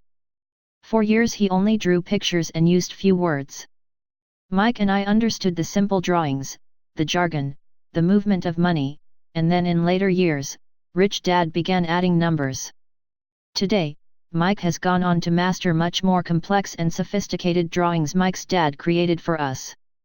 Though basic, those drawings helped guide two little boys in building great sums of wealth on a solid and deep foundation. Rule number 1, you must know the difference between an asset and a liability, and buy assets. If you want to be rich, this is all you need to know. It is rule number 1. It is the only rule. This may sound absurdly simple, but most people have no idea how profound this rule is. Most people struggle financially because they do not know the difference between an asset and a liability. Rich people acquire assets. The poor and middle class acquire liabilities that they think are assets, said Rich Dad. When Rich Dad explained this to Mike and me, we thought he was kidding. Here we were, nearly teenagers and waiting for the secret to getting rich, and this was his answer. It was so simple that we stopped for a long time to think about it. What is an asset? Asked Mike. Don't worry right now, said Rich Dad. Just let the idea sink in. If you can comprehend the simplicity, your life will have a plan and be financially easy. It is simple. That is why the idea is missed. You mean all we need to know is what an asset is, acquire them, and we'll be rich? I asked. Rich Dad nodded his head. It's that simple. If it's that simple, how come everyone is not rich? I asked. Rich Dad smiled. Because people do not know the difference between an asset and a liability. I remember asking, how could adults be so misguided? If it is that simple, if it is that important, why would everyone not want to find out? It took Rich Dad only a few minutes to explain what assets and liabilities were. As an adult, I have difficulty explaining it to other adults. The simplicity of the idea escapes them because they have been educated differently. They were taught by other educated professionals, such as bankers, accountants, real estate agents, financial planners, and so forth. The difficulty comes in asking adults to unlearn, or become children again. An intelligent adult often feels it is demeaning to pay attention to simplistic definitions. Rich Dad believed in the KISS principle: keep it simple, stupid, or keep it super simple, so he kept it simple for us, and that made our financial foundation strong. So what causes the confusion? How could something so simple be so screwed up? Why would someone buy an asset that was really a liability? The answer is found in basic education. We focus on the word literacy and not financial literacy. What defines something to be an asset or a liability are not words. In fact, if you really want to be confused, look up the words asset. To us young boys, Rich Dad said, what defines an asset are not words, but numbers. And if you can't read the numbers, you can't tell an asset from a hole in the ground. In accounting, Rich Dad would say, it's not the numbers, but what the numbers are telling you. It's just like words. It's not the words, but the story the words are telling you. If you want to be rich, you've got to read and understand numbers. If I heard that once, I heard it 1,000 times from my rich dad. And I also heard, the rich acquire assets, and the poor and middle class acquire liabilities. Here is how to tell the difference between an asset and a liability. Most accountants and financial professionals do not agree with the definitions, but these simple drawings were the start of strong financial foundations for two young boys. So as I said earlier, my rich dad simply told two young boys that assets put money in your pocket. Nice, simple, and usable. Chapter 2, Lesson 2. Now that assets and liabilities have been defined through pictures, it may be easier to understand my definitions in words. An asset is something that puts money in my pocket. A liability is something that takes money out of my pocket. This is really all you need to know. If you want to be rich, simply spend your life buying assets. If you want to be poor or middle class, spend your life buying liabilities. Illiteracy, both in words and numbers, is the foundation of financial struggle. If people are having difficulties financially, there is something that they don't understand, either in words or numbers. The rich are rich because they are more literate in different areas than people who struggle financially. So if you want to be rich and maintain your wealth, it's important to be financially literate, in words as well as numbers. The arrows in the diagrams represent the flow of cash, or cash flow. Numbers alone mean little, just as words out of context mean little. It's the story that counts. In financial reporting, reading numbers is looking for the plot, the story of where the cash is flowing. In 80% of most families, the financial story paints a picture of hard work to get ahead. However, this effort is for naught because they spend their lives buying liabilities instead of assets. The reason I started with the story of the richest men in America is to illustrate the flaw in believing that money will solve all problems. That is why I cringe whenever I hear people ask me how to get rich quicker, or where they should start. I often hear, I'm in debt, so I need to make more money. But more money will often not solve the problem. In fact, it may compound the problem. Money often makes obvious our tragic human flaws, putting a spotlight on what we don't know. That is why, all too often, a person who comes into a sudden windfall of cash, let's say an inheritance, a pay raise, or lottery winnings, soon returns to the same financial mess, if not worse, than the mess they were in before.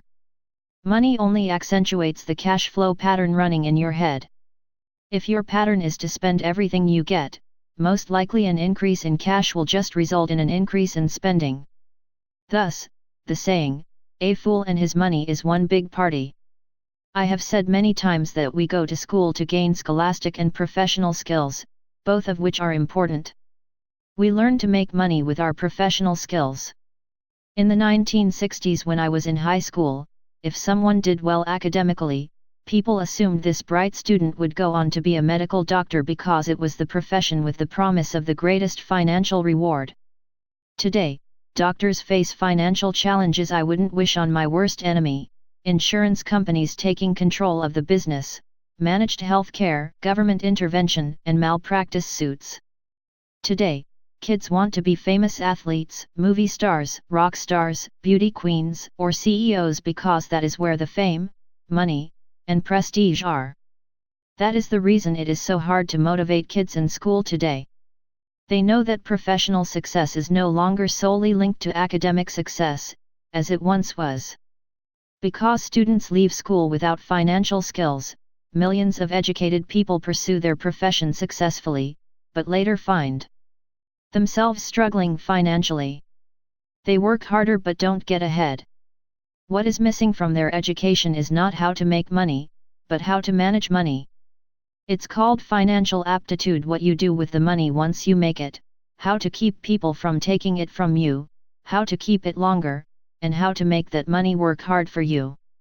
Most people don't understand why they struggle financially because they don't understand cash flow. A person can be highly educated, professionally successful, and financially illiterate.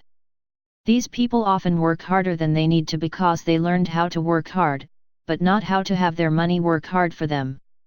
How the quest for a financial dream turns into a financial nightmare. The classic story of hardworking people has a set pattern.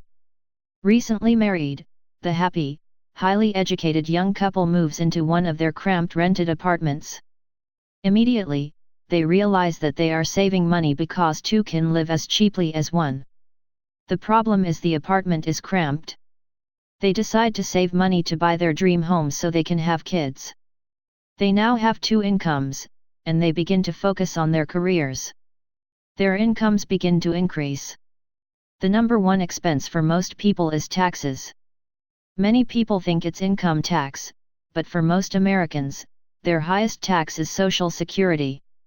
As an employee, it appears as if the Social Security tax combined with the Medicare tax rate is roughly 7.5%, but it's really 15% since the employer must match the Social Security amount. In essence, it is money the employer can't pay you. On top of that, you still have to pay income tax on the amount deducted from your wages for Social Security tax, income you never received because it went directly to Social Security through withholding. Going back to the young couple, as a result of their incomes increasing, they decide to buy the house of their dreams.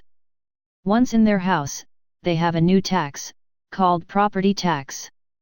Then they buy a new car, new furniture, and new appliances to match their new house. All of a sudden, they wake up and their liabilities column is full of mortgage and credit card debt. Their liabilities go up. They're now trapped in the rat race. Pretty soon a baby comes along and they work harder. The process repeats itself. Higher incomes cause higher taxes, also called bracket creep. A credit card comes in the mail. They use it and max it out. A loan company calls and says their greatest asset, their home, has appreciated in value. Because their credit is so good, the company offers a bill consolidation loan and tells them the intelligent thing to do is clear off the high-interest consumer debt by paying off their credit card. And besides, interest on their home is a tax deduction. They go for it, and pay off those high-interest credit cards. They breathe a sigh of relief. Their credit cards are paid off. They've now folded their consumer debt into their home mortgage. Their payments go down because they extend their debt over 30 years. It is the smart thing to do. Their neighbor calls to invite them to go shopping. The Memorial Day sale is on. They promise themselves they'll just window shop, but they take a credit card, just in case. I run into this young couple all the time. Their names change, but their financial dilemma is the same. They come to one of my talks to hear what I have to say. They ask me, "Can you tell us how to make more money?" They don't understand that their trouble is really how they choose to spend the money they do have. It is caused by financial illiteracy and not understanding the difference between an asset and a liability. More money seldom solves someone's money problems. Intelligence solves problems. There is a saying a friend of mine says over and over to people in debt: if you find you have dug yourself into a hole, stop digging. As a child, my dad often told us that the Japanese were aware of three powers: the power of the sword, the jewel, and the mirror. The sword symbolizes the power of weapons. America has spent trillions of dollars on weapons and, because of this, is a powerful military presence in the world. The jewel symbolizes the power of money. There is some degree of truth to the saying, remember the golden rule. He who has the gold makes the rules. The mirror symbolizes the power of self-knowledge.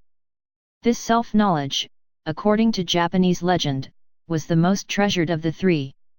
All too often, the poor and middle class allow the power of money to control them. By simply getting up and working harder, failing to ask themselves if what they do makes sense, they shoot themselves in the foot as they leave for work every morning.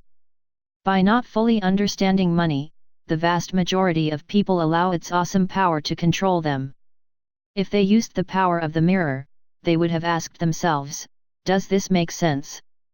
All too often, instead of trusting their inner wisdom, that genius inside, most people follow the crowd. They do things because everybody else does them. They conform, rather than question. Often, they mindlessly repeat what they have been told. Diversify. Your home is an asset. Your home is your biggest investment. You get a tax break for going into greater debt. Get a safe job. Don't make mistakes. Don't take risks. It is said that the fear of public speaking is a fear greater than death for most people. According to psychiatrists, the fear of public speaking is caused by the fear of ostracism, the fear of standing out, the fear of criticism, the fear of ridicule, and the fear of being an outcast.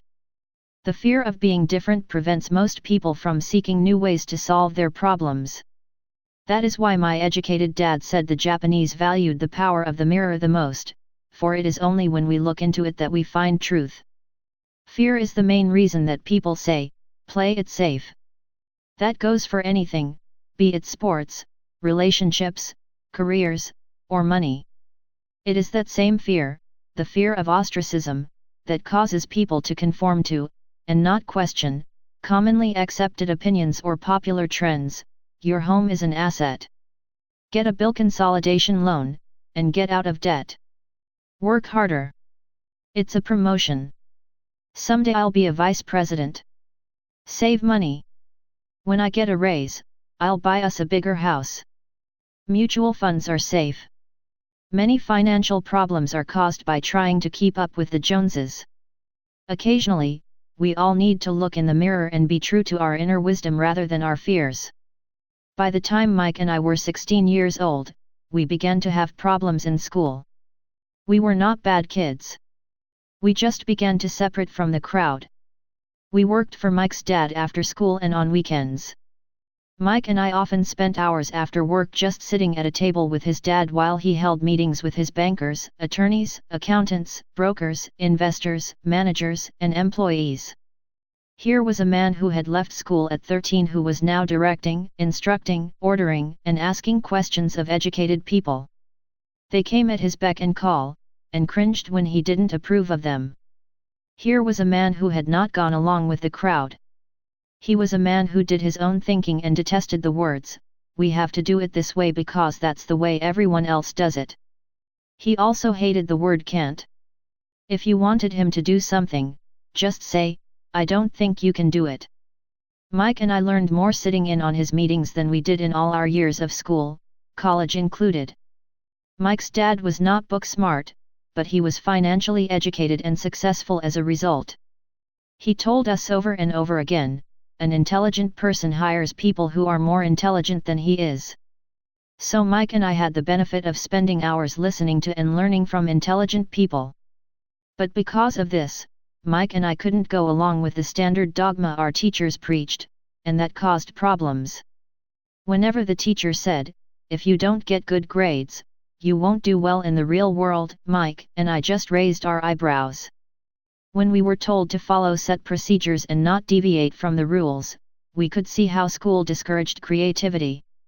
We started to understand why our rich dad told us that schools were designed to produce good employees, instead of employers. Occasionally, Mike or I would ask our teachers how what we studied was applicable in the real world, or why we never studied money and how it worked. To the latter question, we often got the answer that money was not important, that if we excelled in our education, the money would follow. The more we knew about the power of money, the more distant we grew from the teachers and our classmates. My highly educated dad never pressured me about my grades, but we did begin to argue about money. By the time I was 16, I probably had a far better foundation with money than both my parents. I could keep books, I listened to tax accountants, corporate attorneys, bankers, real estate brokers, investors, and so forth. By contrast, my dad talked to other teachers. One day my dad told me that our home was his greatest investment. A not too pleasant argument took place when I showed him why I thought a house was not a good investment. Today, people still challenge me on the idea of a house not being an asset. I know that for many people, it is their dream as well as their largest investment. And owning your own home is better than nothing. I simply offer an alternate way of looking at this popular dogma. If my wife and I were to buy a bigger, flashier house, we realize it wouldn't be an asset. It would be a liability since it would take money out of our pocket. So here is the argument I put forth. I really don't expect most people to agree with it because your home is an emotional thing, and when it comes to money, high emotions tend to lower financial intelligence. I know from personal experience that money has a way of making every decision emotional. When it comes to houses, most people work all their lives paying for a home they never own. In other words, most people buy a new house every few years, each time incurring a new 30-year loan to pay off the previous one. Even though people receive a tax deduction for interest on mortgage payments, they pay for all their other expenses with after-tax dollars, even after they pay off their mortgage. My wife's parents were shocked when the property taxes on their home increased to $1,000 a month. This was after they had retired, so the increase put a strain on their retirement budget, and they felt forced to move. Houses do not always go up in value. I have friends who owe $1 million for a home that today would sell for far less. The greatest losses of all are those from missed opportunities. If all your money is tied up in your house, you may be forced to work harder because your money continues blowing out of the expense column, instead of adding to the asset column, the classic middle-class cash flow pattern. If a young couple would put more money into their asset column early on, their later years would be easier. Their assets would have grown and would be available to help cover expenses. All too often, a house only serves as a vehicle for incurring a home equity loan to pay for mounting expenses. In summary, the end result in making a decision to own a house that is too expensive in lieu of starting an investment portfolio impacts an individual in at least the following 3 ways. 1. Loss of time, during which other assets could have grown in value. 2. Loss of additional capital, which could have been invested instead of paying for high maintenance expenses related directly to the home. 3. Loss of education. Too often, people count their house and savings and retirement plans as all they have in their asset column. Because they have no money to invest, they simply don't invest. This costs them investment experience. Most never become what the investment world calls a sophisticated investor. And the best investments are usually first sold to sophisticated investors, who then turn around and sell them to the people playing it safe. I am not saying don't buy a house. What I am saying is that you should understand the difference between an asset and a liability.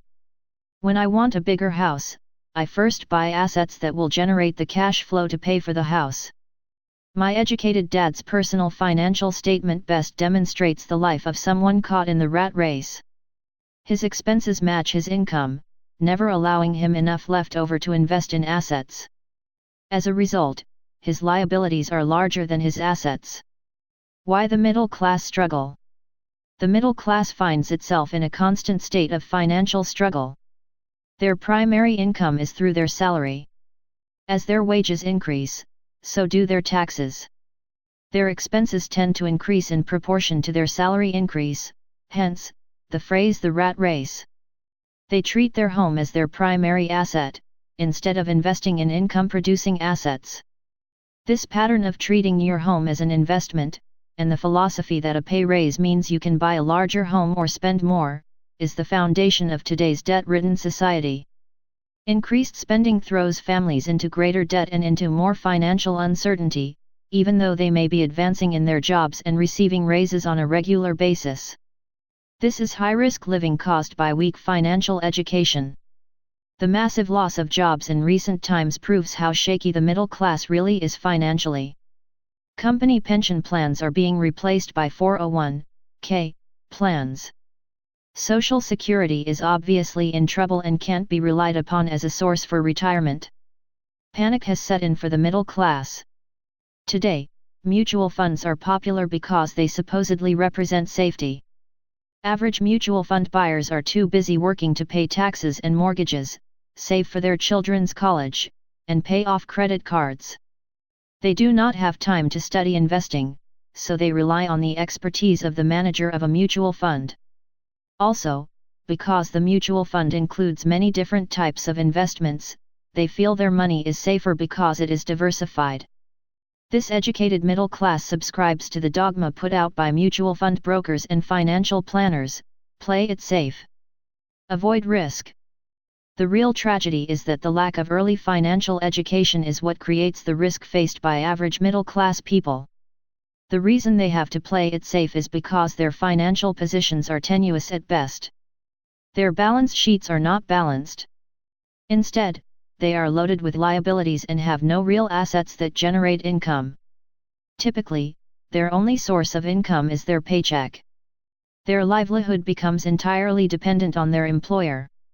So when genuine deals of a lifetime come along, these people can't take advantage of them because they are working so hard, are taxed to the max, and are loaded with debt. As I said at the start of this section, the most important rule is to know the difference between an asset and a liability. Once you understand the difference, concentrate your efforts on buying income-generating assets. That's the best way to get started on a path to becoming rich. Keep doing that, and your asset column will grow. Keep liabilities and expenses down so more money is available to continue pouring into the asset column. Soon the asset base will be so deep that you can afford to look at more speculative investments, investments that may have returns of 100% to infinity. $5,000 investments that are soon turned into $1 million or more, investments that the middle class calls too risky. The investment is not risky for the financially literate. As an employee who is also a homeowner, your working efforts are generally as follows. 1. You work for the company. Employees make their business owner or the shareholders rich, not themselves. Your efforts and success will help provide for the owner's success and retirement. 2. You work for the government. The government takes its share from your paycheck before you even see it. By working harder, you simply increase the amount of taxes taken by the government. Most people work from January to May just for the government. 3. You work for the bank. After taxes, your next largest expense is usually your mortgage and credit card debt. The problem with simply working harder is that each of these 3 levels takes a greater share of your increased efforts. You need to learn how to have your increased efforts benefit you and your family directly.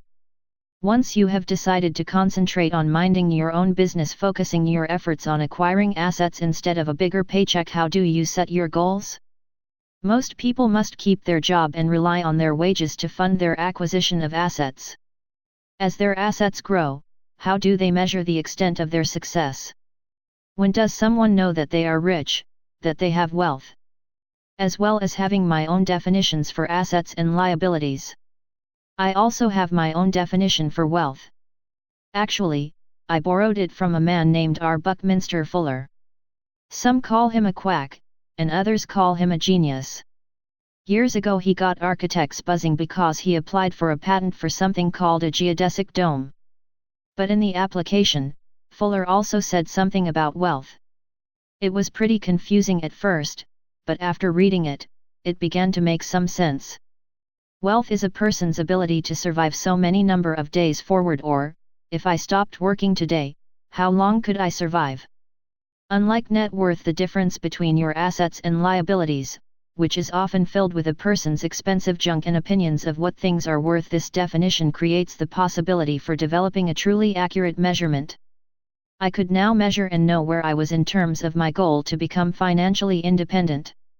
Although net worth often includes non-cash producing assets, like stuff you bought that now sits in your garage, wealth measures how much money your money is making and, therefore, your financial survivability. Wealth is the measure of the cash flow from the asset column compared with the expense column. Let's use an example. Let's say I have cash flow from my asset column of $1,000 a month. And I have monthly expenses of $2,000. What is my wealth? Let's go back to Buckminster Fuller's definition. Using his definition, how many days forward can I survive? Assuming a 30-day month, I have enough cash flow for half a month. When I achieve $2,000 a month cash flow from my assets, then I will be wealthy. So while I'm not yet rich, I am wealthy. I now have income generated from assets each month that fully cover my monthly expenses. If I want to increase my expenses, I first must increase my cash flow to maintain this level of wealth. Also note that it is at this point that I'm no longer dependent on my wages. I have focused on, and been successful in, building an asset column that has made me financially independent. If I quit my job today, I would be able to cover my monthly expenses with the cash flow from my assets. My next goal would be to have the excess cash flow from my assets reinvested into the asset column. The more money that goes into my asset column, the more my asset column grows. The more my assets grow, the more my cash flow grows. And as long as I keep my expenses less than the cash flow from these assets, I grow richer with more and more income from sources other than my physical labor. As this reinvestment process continues, I am well on my way to becoming rich. Just remember this simple observation. The rich buy assets. The poor only have expenses. The middle class buy liabilities they think are assets. So how do I start minding my own business? What is the answer? Listen to the founder of McDonald's in the next chapter. Chapter 3. Lesson 3, Mind Your Own Business. The rich focus on their asset columns while everyone else focuses on their income statements. In 1974, Ray Kroc, the founder of McDonald's, was asked to speak to the MBA class at the University of Texas at Austin. A friend of mine was a student in that MBA class. After a powerful and inspiring talk, the class adjourned and the students asked Ray if he would join them at their favorite hangout to have a few beers. Ray graciously accepted. "What business am I in?" Ray asked, once the group had all their beers in hand. Everyone laughed, my friend said. Most of the MBA students thought Ray was just fooling around. No one answered, so Ray asked again, "What business do you think I'm in?" The students laughed again, and finally one brave soul yelled out, "Ray, who in the world doesn't know that you're in the hamburger business?" Ray chuckled. "That's what I thought you would say." He paused and then quickly added, "Ladies and gentlemen, I'm not in the hamburger business. My business is real estate." As my friend tells the story, Ray spent a good amount of time explaining his viewpoint. In his business plan, Ray knew that the primary business focus was to sell hamburger franchises, but what he never lost sight of was the location of each franchise. He knew that the land and its location were the most significant factors in the success of each franchise. Basically, the person who bought the franchise was also buying the real estate under the franchise for Ray Kroc's organization. Today, McDonald's is the largest single owner of real estate in the world, owning even more than the Catholic Church. McDonald's owns some of the most valuable intersections and street corners in America and around the globe. My friend considers this as one of the most important lessons in his life. Today he owns car washes, but his business is the real estate under those car washes. The previous chapter presented diagrams illustrating that most people work for everyone but themselves. They work first for the owners of the company, then for the government through taxes, and finally for the bank that owns their mortgage. When I was a young boy, we did not have a McDonald's nearby. Yet my rich dad was responsible for teaching Mike and me the same lesson that Ray Kroc talked about at the University of Texas. It is secret number 3 of the rich. That secret is, mind your own business. Financial struggle is often directly the result of people working all their lives for someone else. Many people will simply have nothing at the end of their working days to show for their efforts. Our current educational system focuses on preparing today's youth to get good jobs by developing scholastic skills. Their lives will revolve around their wages or, as described earlier, their income column. Many will study further to become engineers, scientists, cooks, police officers, artists, writers, and so on. These professional skills allow them to enter the workforce and work for money. But there is a big difference between your profession and your business. Often I ask people, "What is your business?" And they will say, "Oh, I'm a banker." Then I ask them if they own the bank. And they usually respond, "No, I work there." In that instance, they have confused their profession with their business. Their profession may be a banker, but they still need their own business. A problem with school is that you often become what you study. So if you study cooking, you become a chef. If you study the law, you become an attorney, and a study of auto mechanics makes you a mechanic. The mistake in becoming what you study is that too many people forget to mind their own business. They spend their lives minding someone else's business and making that person rich. To become financially secure, a person needs to mind their own business. Your business revolves around your asset column, not your income column. As stated earlier, the number one rule is to know the difference between an asset and a liability, and to buy assets. The rich focus on their asset columns, while everyone else focuses on their income statements.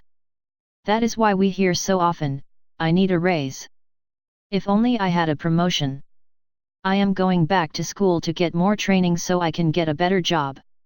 I am going to work overtime. Maybe I can get a second job." In some circles, these are sensible ideas. But you are still not minding your own business. These ideas all still focus on the income column and will only help a person become more financially secure if the additional money is used to purchase income-generating assets. The primary reason the majority of the poor and middle class are fiscally conservative, which means, "I can't afford to take risks," is that they have no financial foundation. They have to cling to their jobs and play it safe. When downsizing became the in thing to do, millions of workers found out their largest so-called asset, their home, was eating them alive. Their asset was costing them money every month. Their car, another asset, was eating them alive. The golf clubs in the garage that cost $1,000 were not worth $1,000 anymore. Without job security, they had nothing to fall back on. What they thought were assets could not help them survive in a time of financial crisis.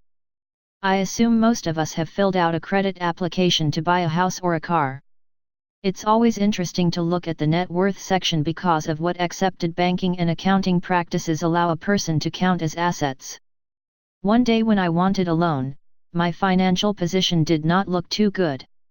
So I added my new golf clubs, my art collection, books, electronics, Armani suits, wristwatches, shoes, and other personal effects to boost the number in the asset column. But I was turned down because I had too much investment real estate. The loan committee didn't like that I made so much money from rent. They wanted to know why I did not have a normal job with a salary. They did not question the Armani suits, golf clubs, or art collection. Life is sometimes tough when you do not fit the standard profile.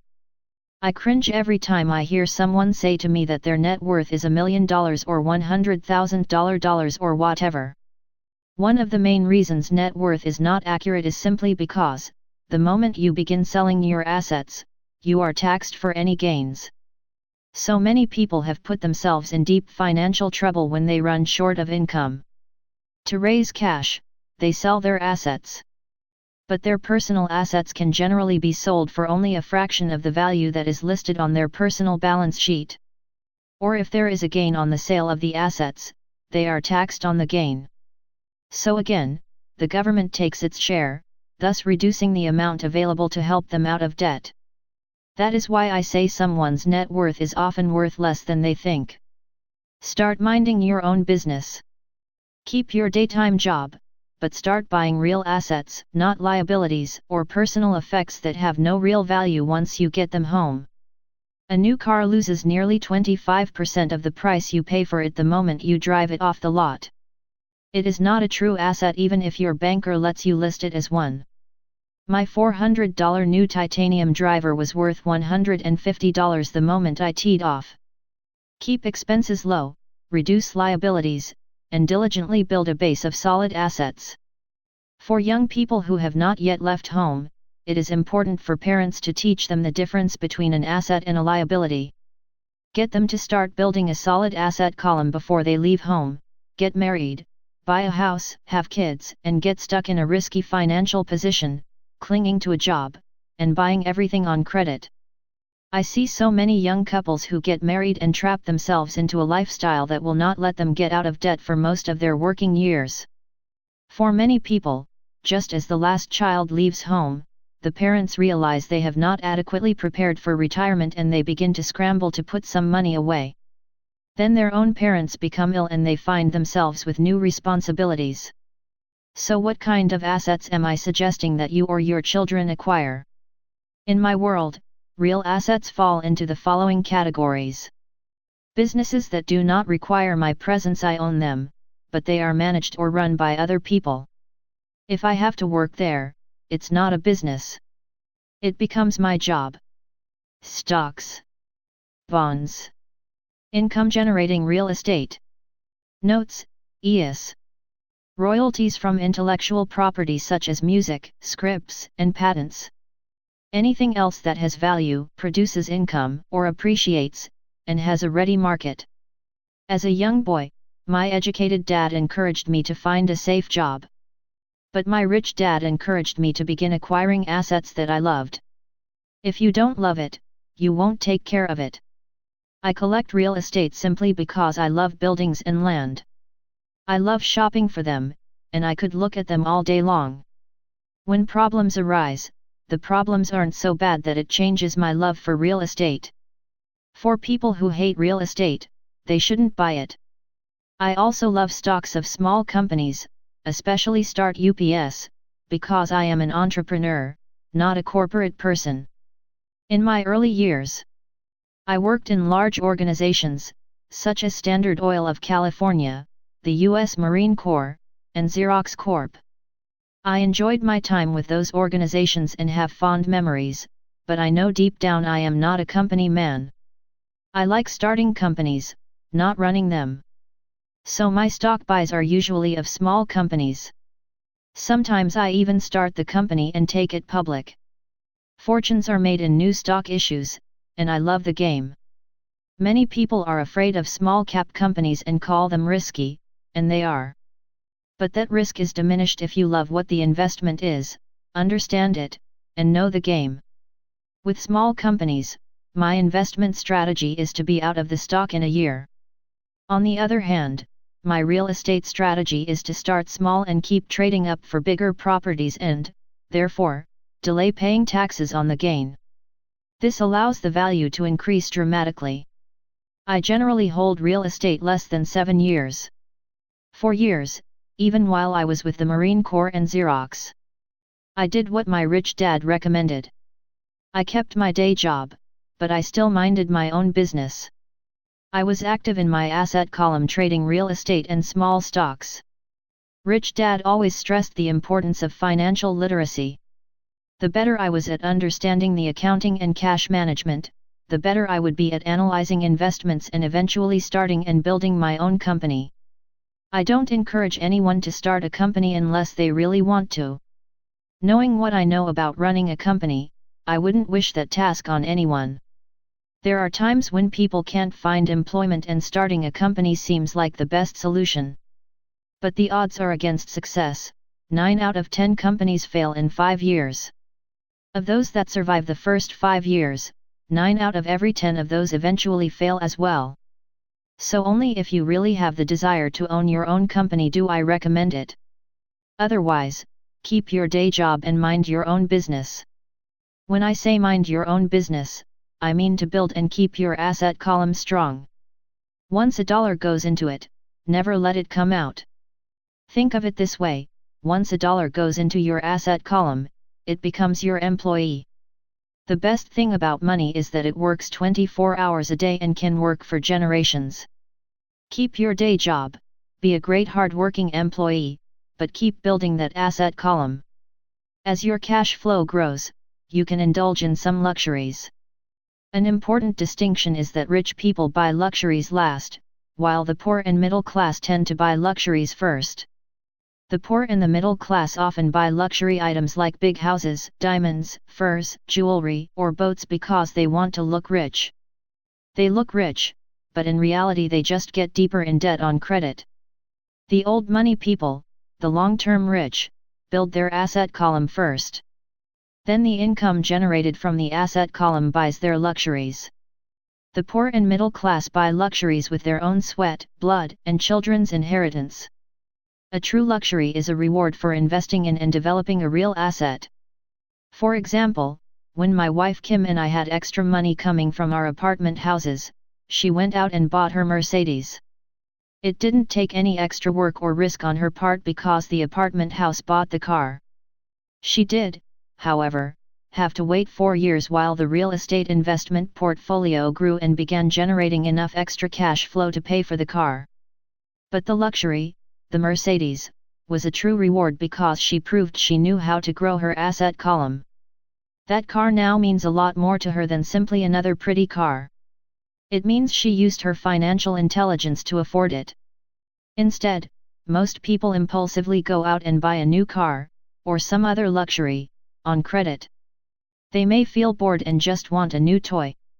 Buying a luxury on credit often causes a person to eventually resent that luxury because the debt becomes a financial burden. After you've taken the time and invested in and built your own business, you are now ready to learn the biggest secret of the rich, the secret that puts the rich way ahead of the pack. Chapter 4. Lesson 4, The History of Taxes and the Power of Corporations. My rich dad just played the game smart, and he did it through corporations, the biggest secret of the rich. I remember in school being told the story of Robin Hood and his merry men.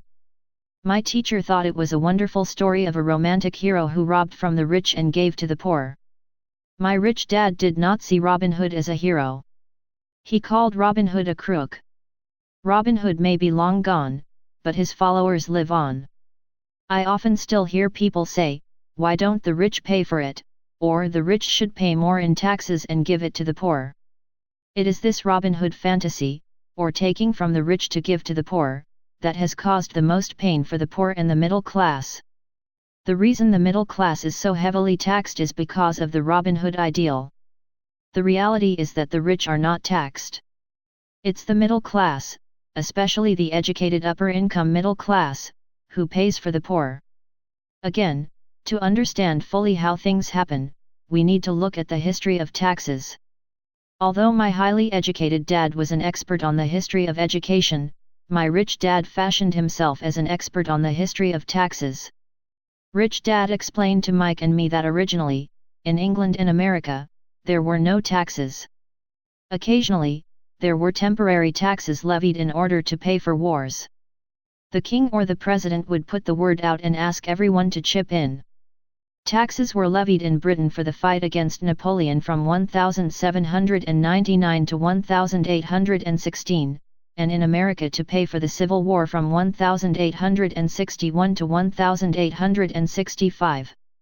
In 1874, England made income tax a permanent levy on its citizens. In 1913, an income tax became permanent in the United States with the adoption of the 16th Amendment to the U.S. Constitution.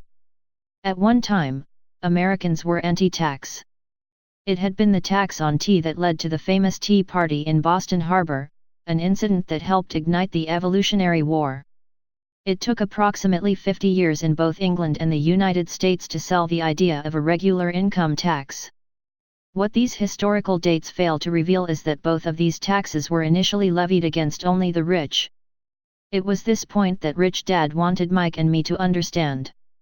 He explained that the idea of taxes was made popular, and accepted by the majority, by telling the poor and the middle class that taxes were created only to punish the rich. This is how the masses voted for the law, and it became constitutionally legal. Although it was intended to punish the rich, in reality it wound up punishing the very people who voted for it, the poor and middle class. Once government got a taste of money, its appetite grew, said Rich Dad. Your dad and I are exactly opposite. He's a government bureaucrat, and I am a capitalist. We get paid, and our success is measured on opposite behaviors. He gets paid to spend money and hire people. The more he spends and the more people he hires, the larger his organization becomes. In the government, a large organization is a respected organization. On the other hand, within my organization, the fewer people I hire and the less money I spend, the more I am respected by my investors. That's why I don't like government people. They have different objectives than most business people. As the government grows, more and more tax dollars are needed to support it. My educated dad sincerely believed that government should help people. He loved John F. Kennedy and especially the idea of the Peace Corps. He loved the idea so much that both he and my mom worked for the Peace Corps, training volunteers to go to Malaysia, Thailand, and the Philippines. He always strived for additional grants and budget increases so he could hire more people, both in his job with the Education Department and in the Peace Corps. From the time I was about 10 years old, I would hear from my rich dad that government workers were a pack of lazy thieves, and from my poor dad I would hear how the rich were greedy crooks who should be made to pay more taxes. Both sides had valid points. It was difficult to go to work for one of the biggest capitalists in town and come home to a father who was a prominent government leader. It was not easy to know which dad to believe. Yet when you study the history of taxes, an interesting perspective emerges. As I said, the passage of taxes was only possible because the masses believed in the Robin Hood theory of economics: take from the rich, and give to everyone else. The problem was that the government's appetite for money was so great that taxes soon needed to be levied on the middle class, and from there it kept trickling down. However, the rich saw an opportunity because they don't play by the same set of rules. The rich knew about corporations, which became popular in the days of sailing ships. The rich created the corporation as a vehicle to limit their risk to the assets of each voyage. The rich put their money into a corporation to finance the voyage. The corporation would then hire a crew to sail to the New World to look for treasure. If the ship was lost, the crew lost their lives, but the loss to the rich would be limited only to the money they invested for that particular voyage. It is the knowledge of the legal corporate structure that really gives the rich a vast advantage over the poor and the middle class. Having two fathers teaching me, one a socialist and the other a capitalist, I quickly began to realize that the philosophy of the capitalist made more financial sense to me. It seemed to me that the socialists ultimately penalized themselves due to their lack of financial education. No matter what the take from the rich crowd came up with, the rich always found a way to outsmart them. That is how taxes were eventually levied on the middle class.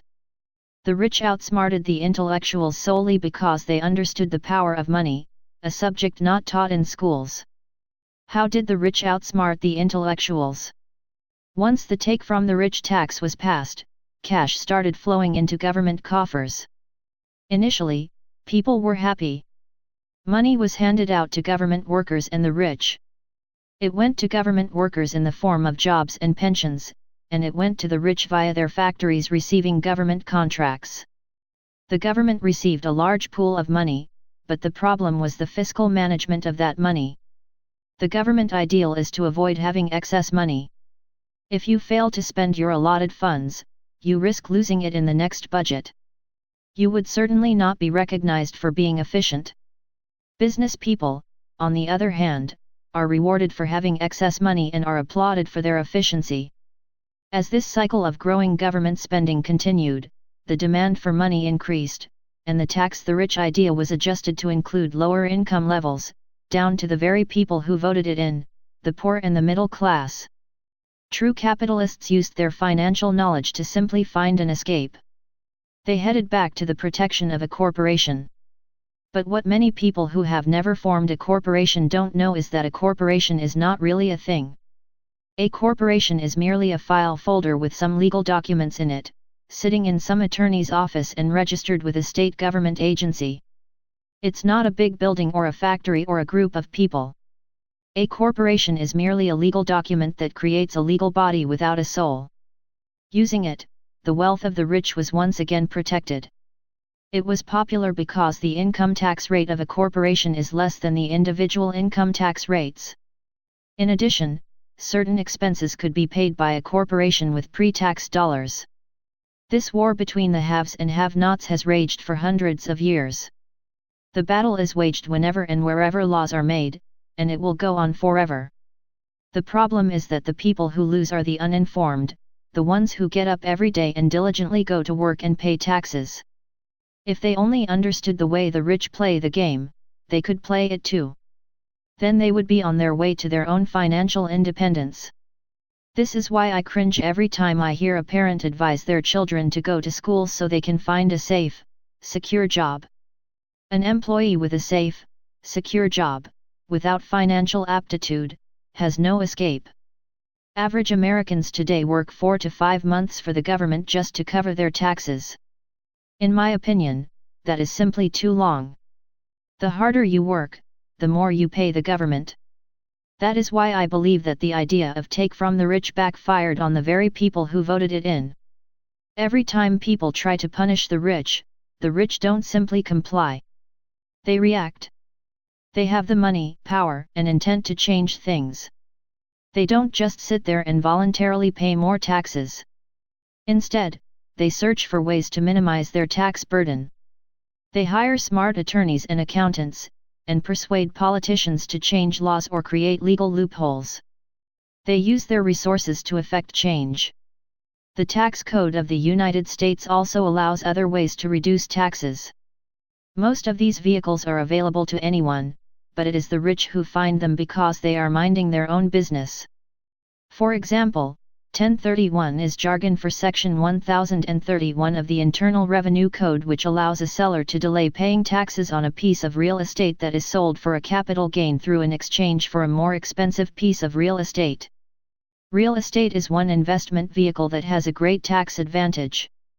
As long as you keep trading up in value, you will not be taxed on the gains until you liquidate. People who don't take advantage of these legal tax savings are missing a great opportunity to build their asset columns.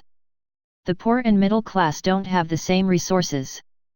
They sit there and let the government's needles enter their arm and allow the blood donation to begin.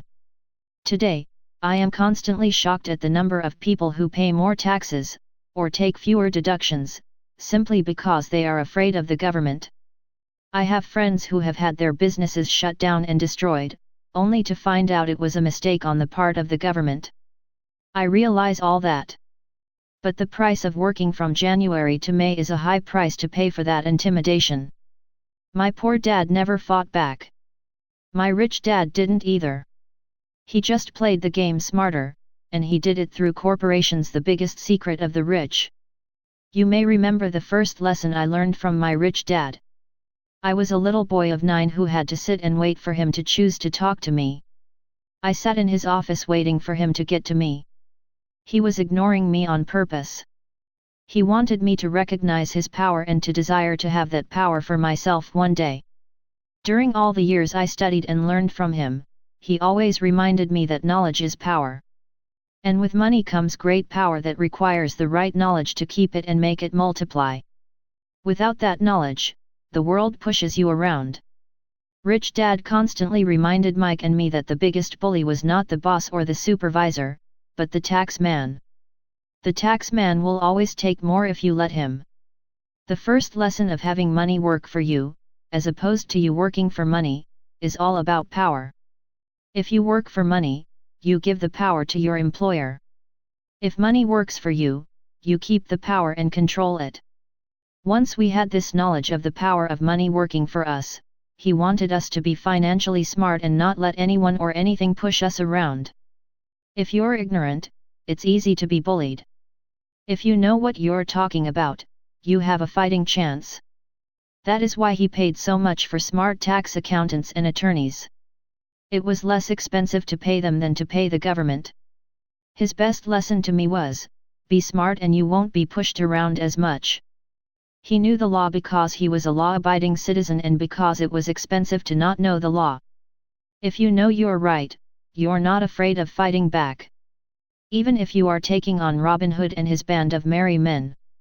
My highly educated dad always encouraged me to land a good job with a strong corporation. He spoke of the virtues of working your way up the corporate ladder. He didn't understand that, by relying solely on a paycheck from a corporate employer, I would be a docile cow ready for milking. When I told my rich dad of my father's advice, he only chuckled. "Why not own the ladder?" was all he said. As a young boy, I did not understand what rich dad meant by owning my own corporation. It was an idea that seemed impossible and intimidating. Although I was excited by the idea, my inexperience wouldn't let me envision the possibility that grown UPS would someday work for a company I would own. The point is that, if not for my rich dad, I would have probably followed my educated dad's advice. It was merely the occasional reminder of my rich dad that kept the idea of owning my own corporation alive and kept me on a different path. By the time I was 15 or 16, I knew I wasn't going to continue down the path my educated dad recommended. I didn't know how I was going to do it, but I was determined not to head in the direction most of my classmates were heading. That decision changed my life. It was not until my mid-20s that my rich dad's advice began to make more sense to me. I was just out of the Marine Corps and working for Xerox. I was making a lot of money, but every time I looked at my paycheck, I was disappointed. The deductions were so large and, the more I worked, the greater they became. As I became more successful, my bosses talked about promotions and raises. It was flattering, but I could hear my rich dad asking in my ear, "Who are you working for? Who are you making rich?" In 1974, while still an employee for Xerox, I formed my first corporation and began minding my own business. There were already a few assets in my asset column, but now I was determined to focus on making it bigger. Those paychecks, with all the deductions, made all the years of my rich dad's advice make total sense. I could see the future if I followed my educated dad's advice. Many employers feel that advising their workers to mind their own business is bad for business. But for me, focusing on my own business and developing assets made me a better employee because I now had a purpose. I came in early and worked diligently, amassing as much money as possible so I could invest in real estate. Hawaii was just set to boom, and there were fortunes to be made. The more I realized that we were in the beginning stages of a boom, the more Xerox machines I sold. The more I sold, the more money I made and, of course, the more deductions came out of my paycheck. It was inspiring. I wanted out of the employee trap so badly that I worked even harder so I could invest more. By 1978, I was consistently one of the top 5 salespeople at the company. I badly wanted out of the rat race. In less than 3 years, I was making more in my real estate holding corporation than I was making at Xerox. And the money I was making in my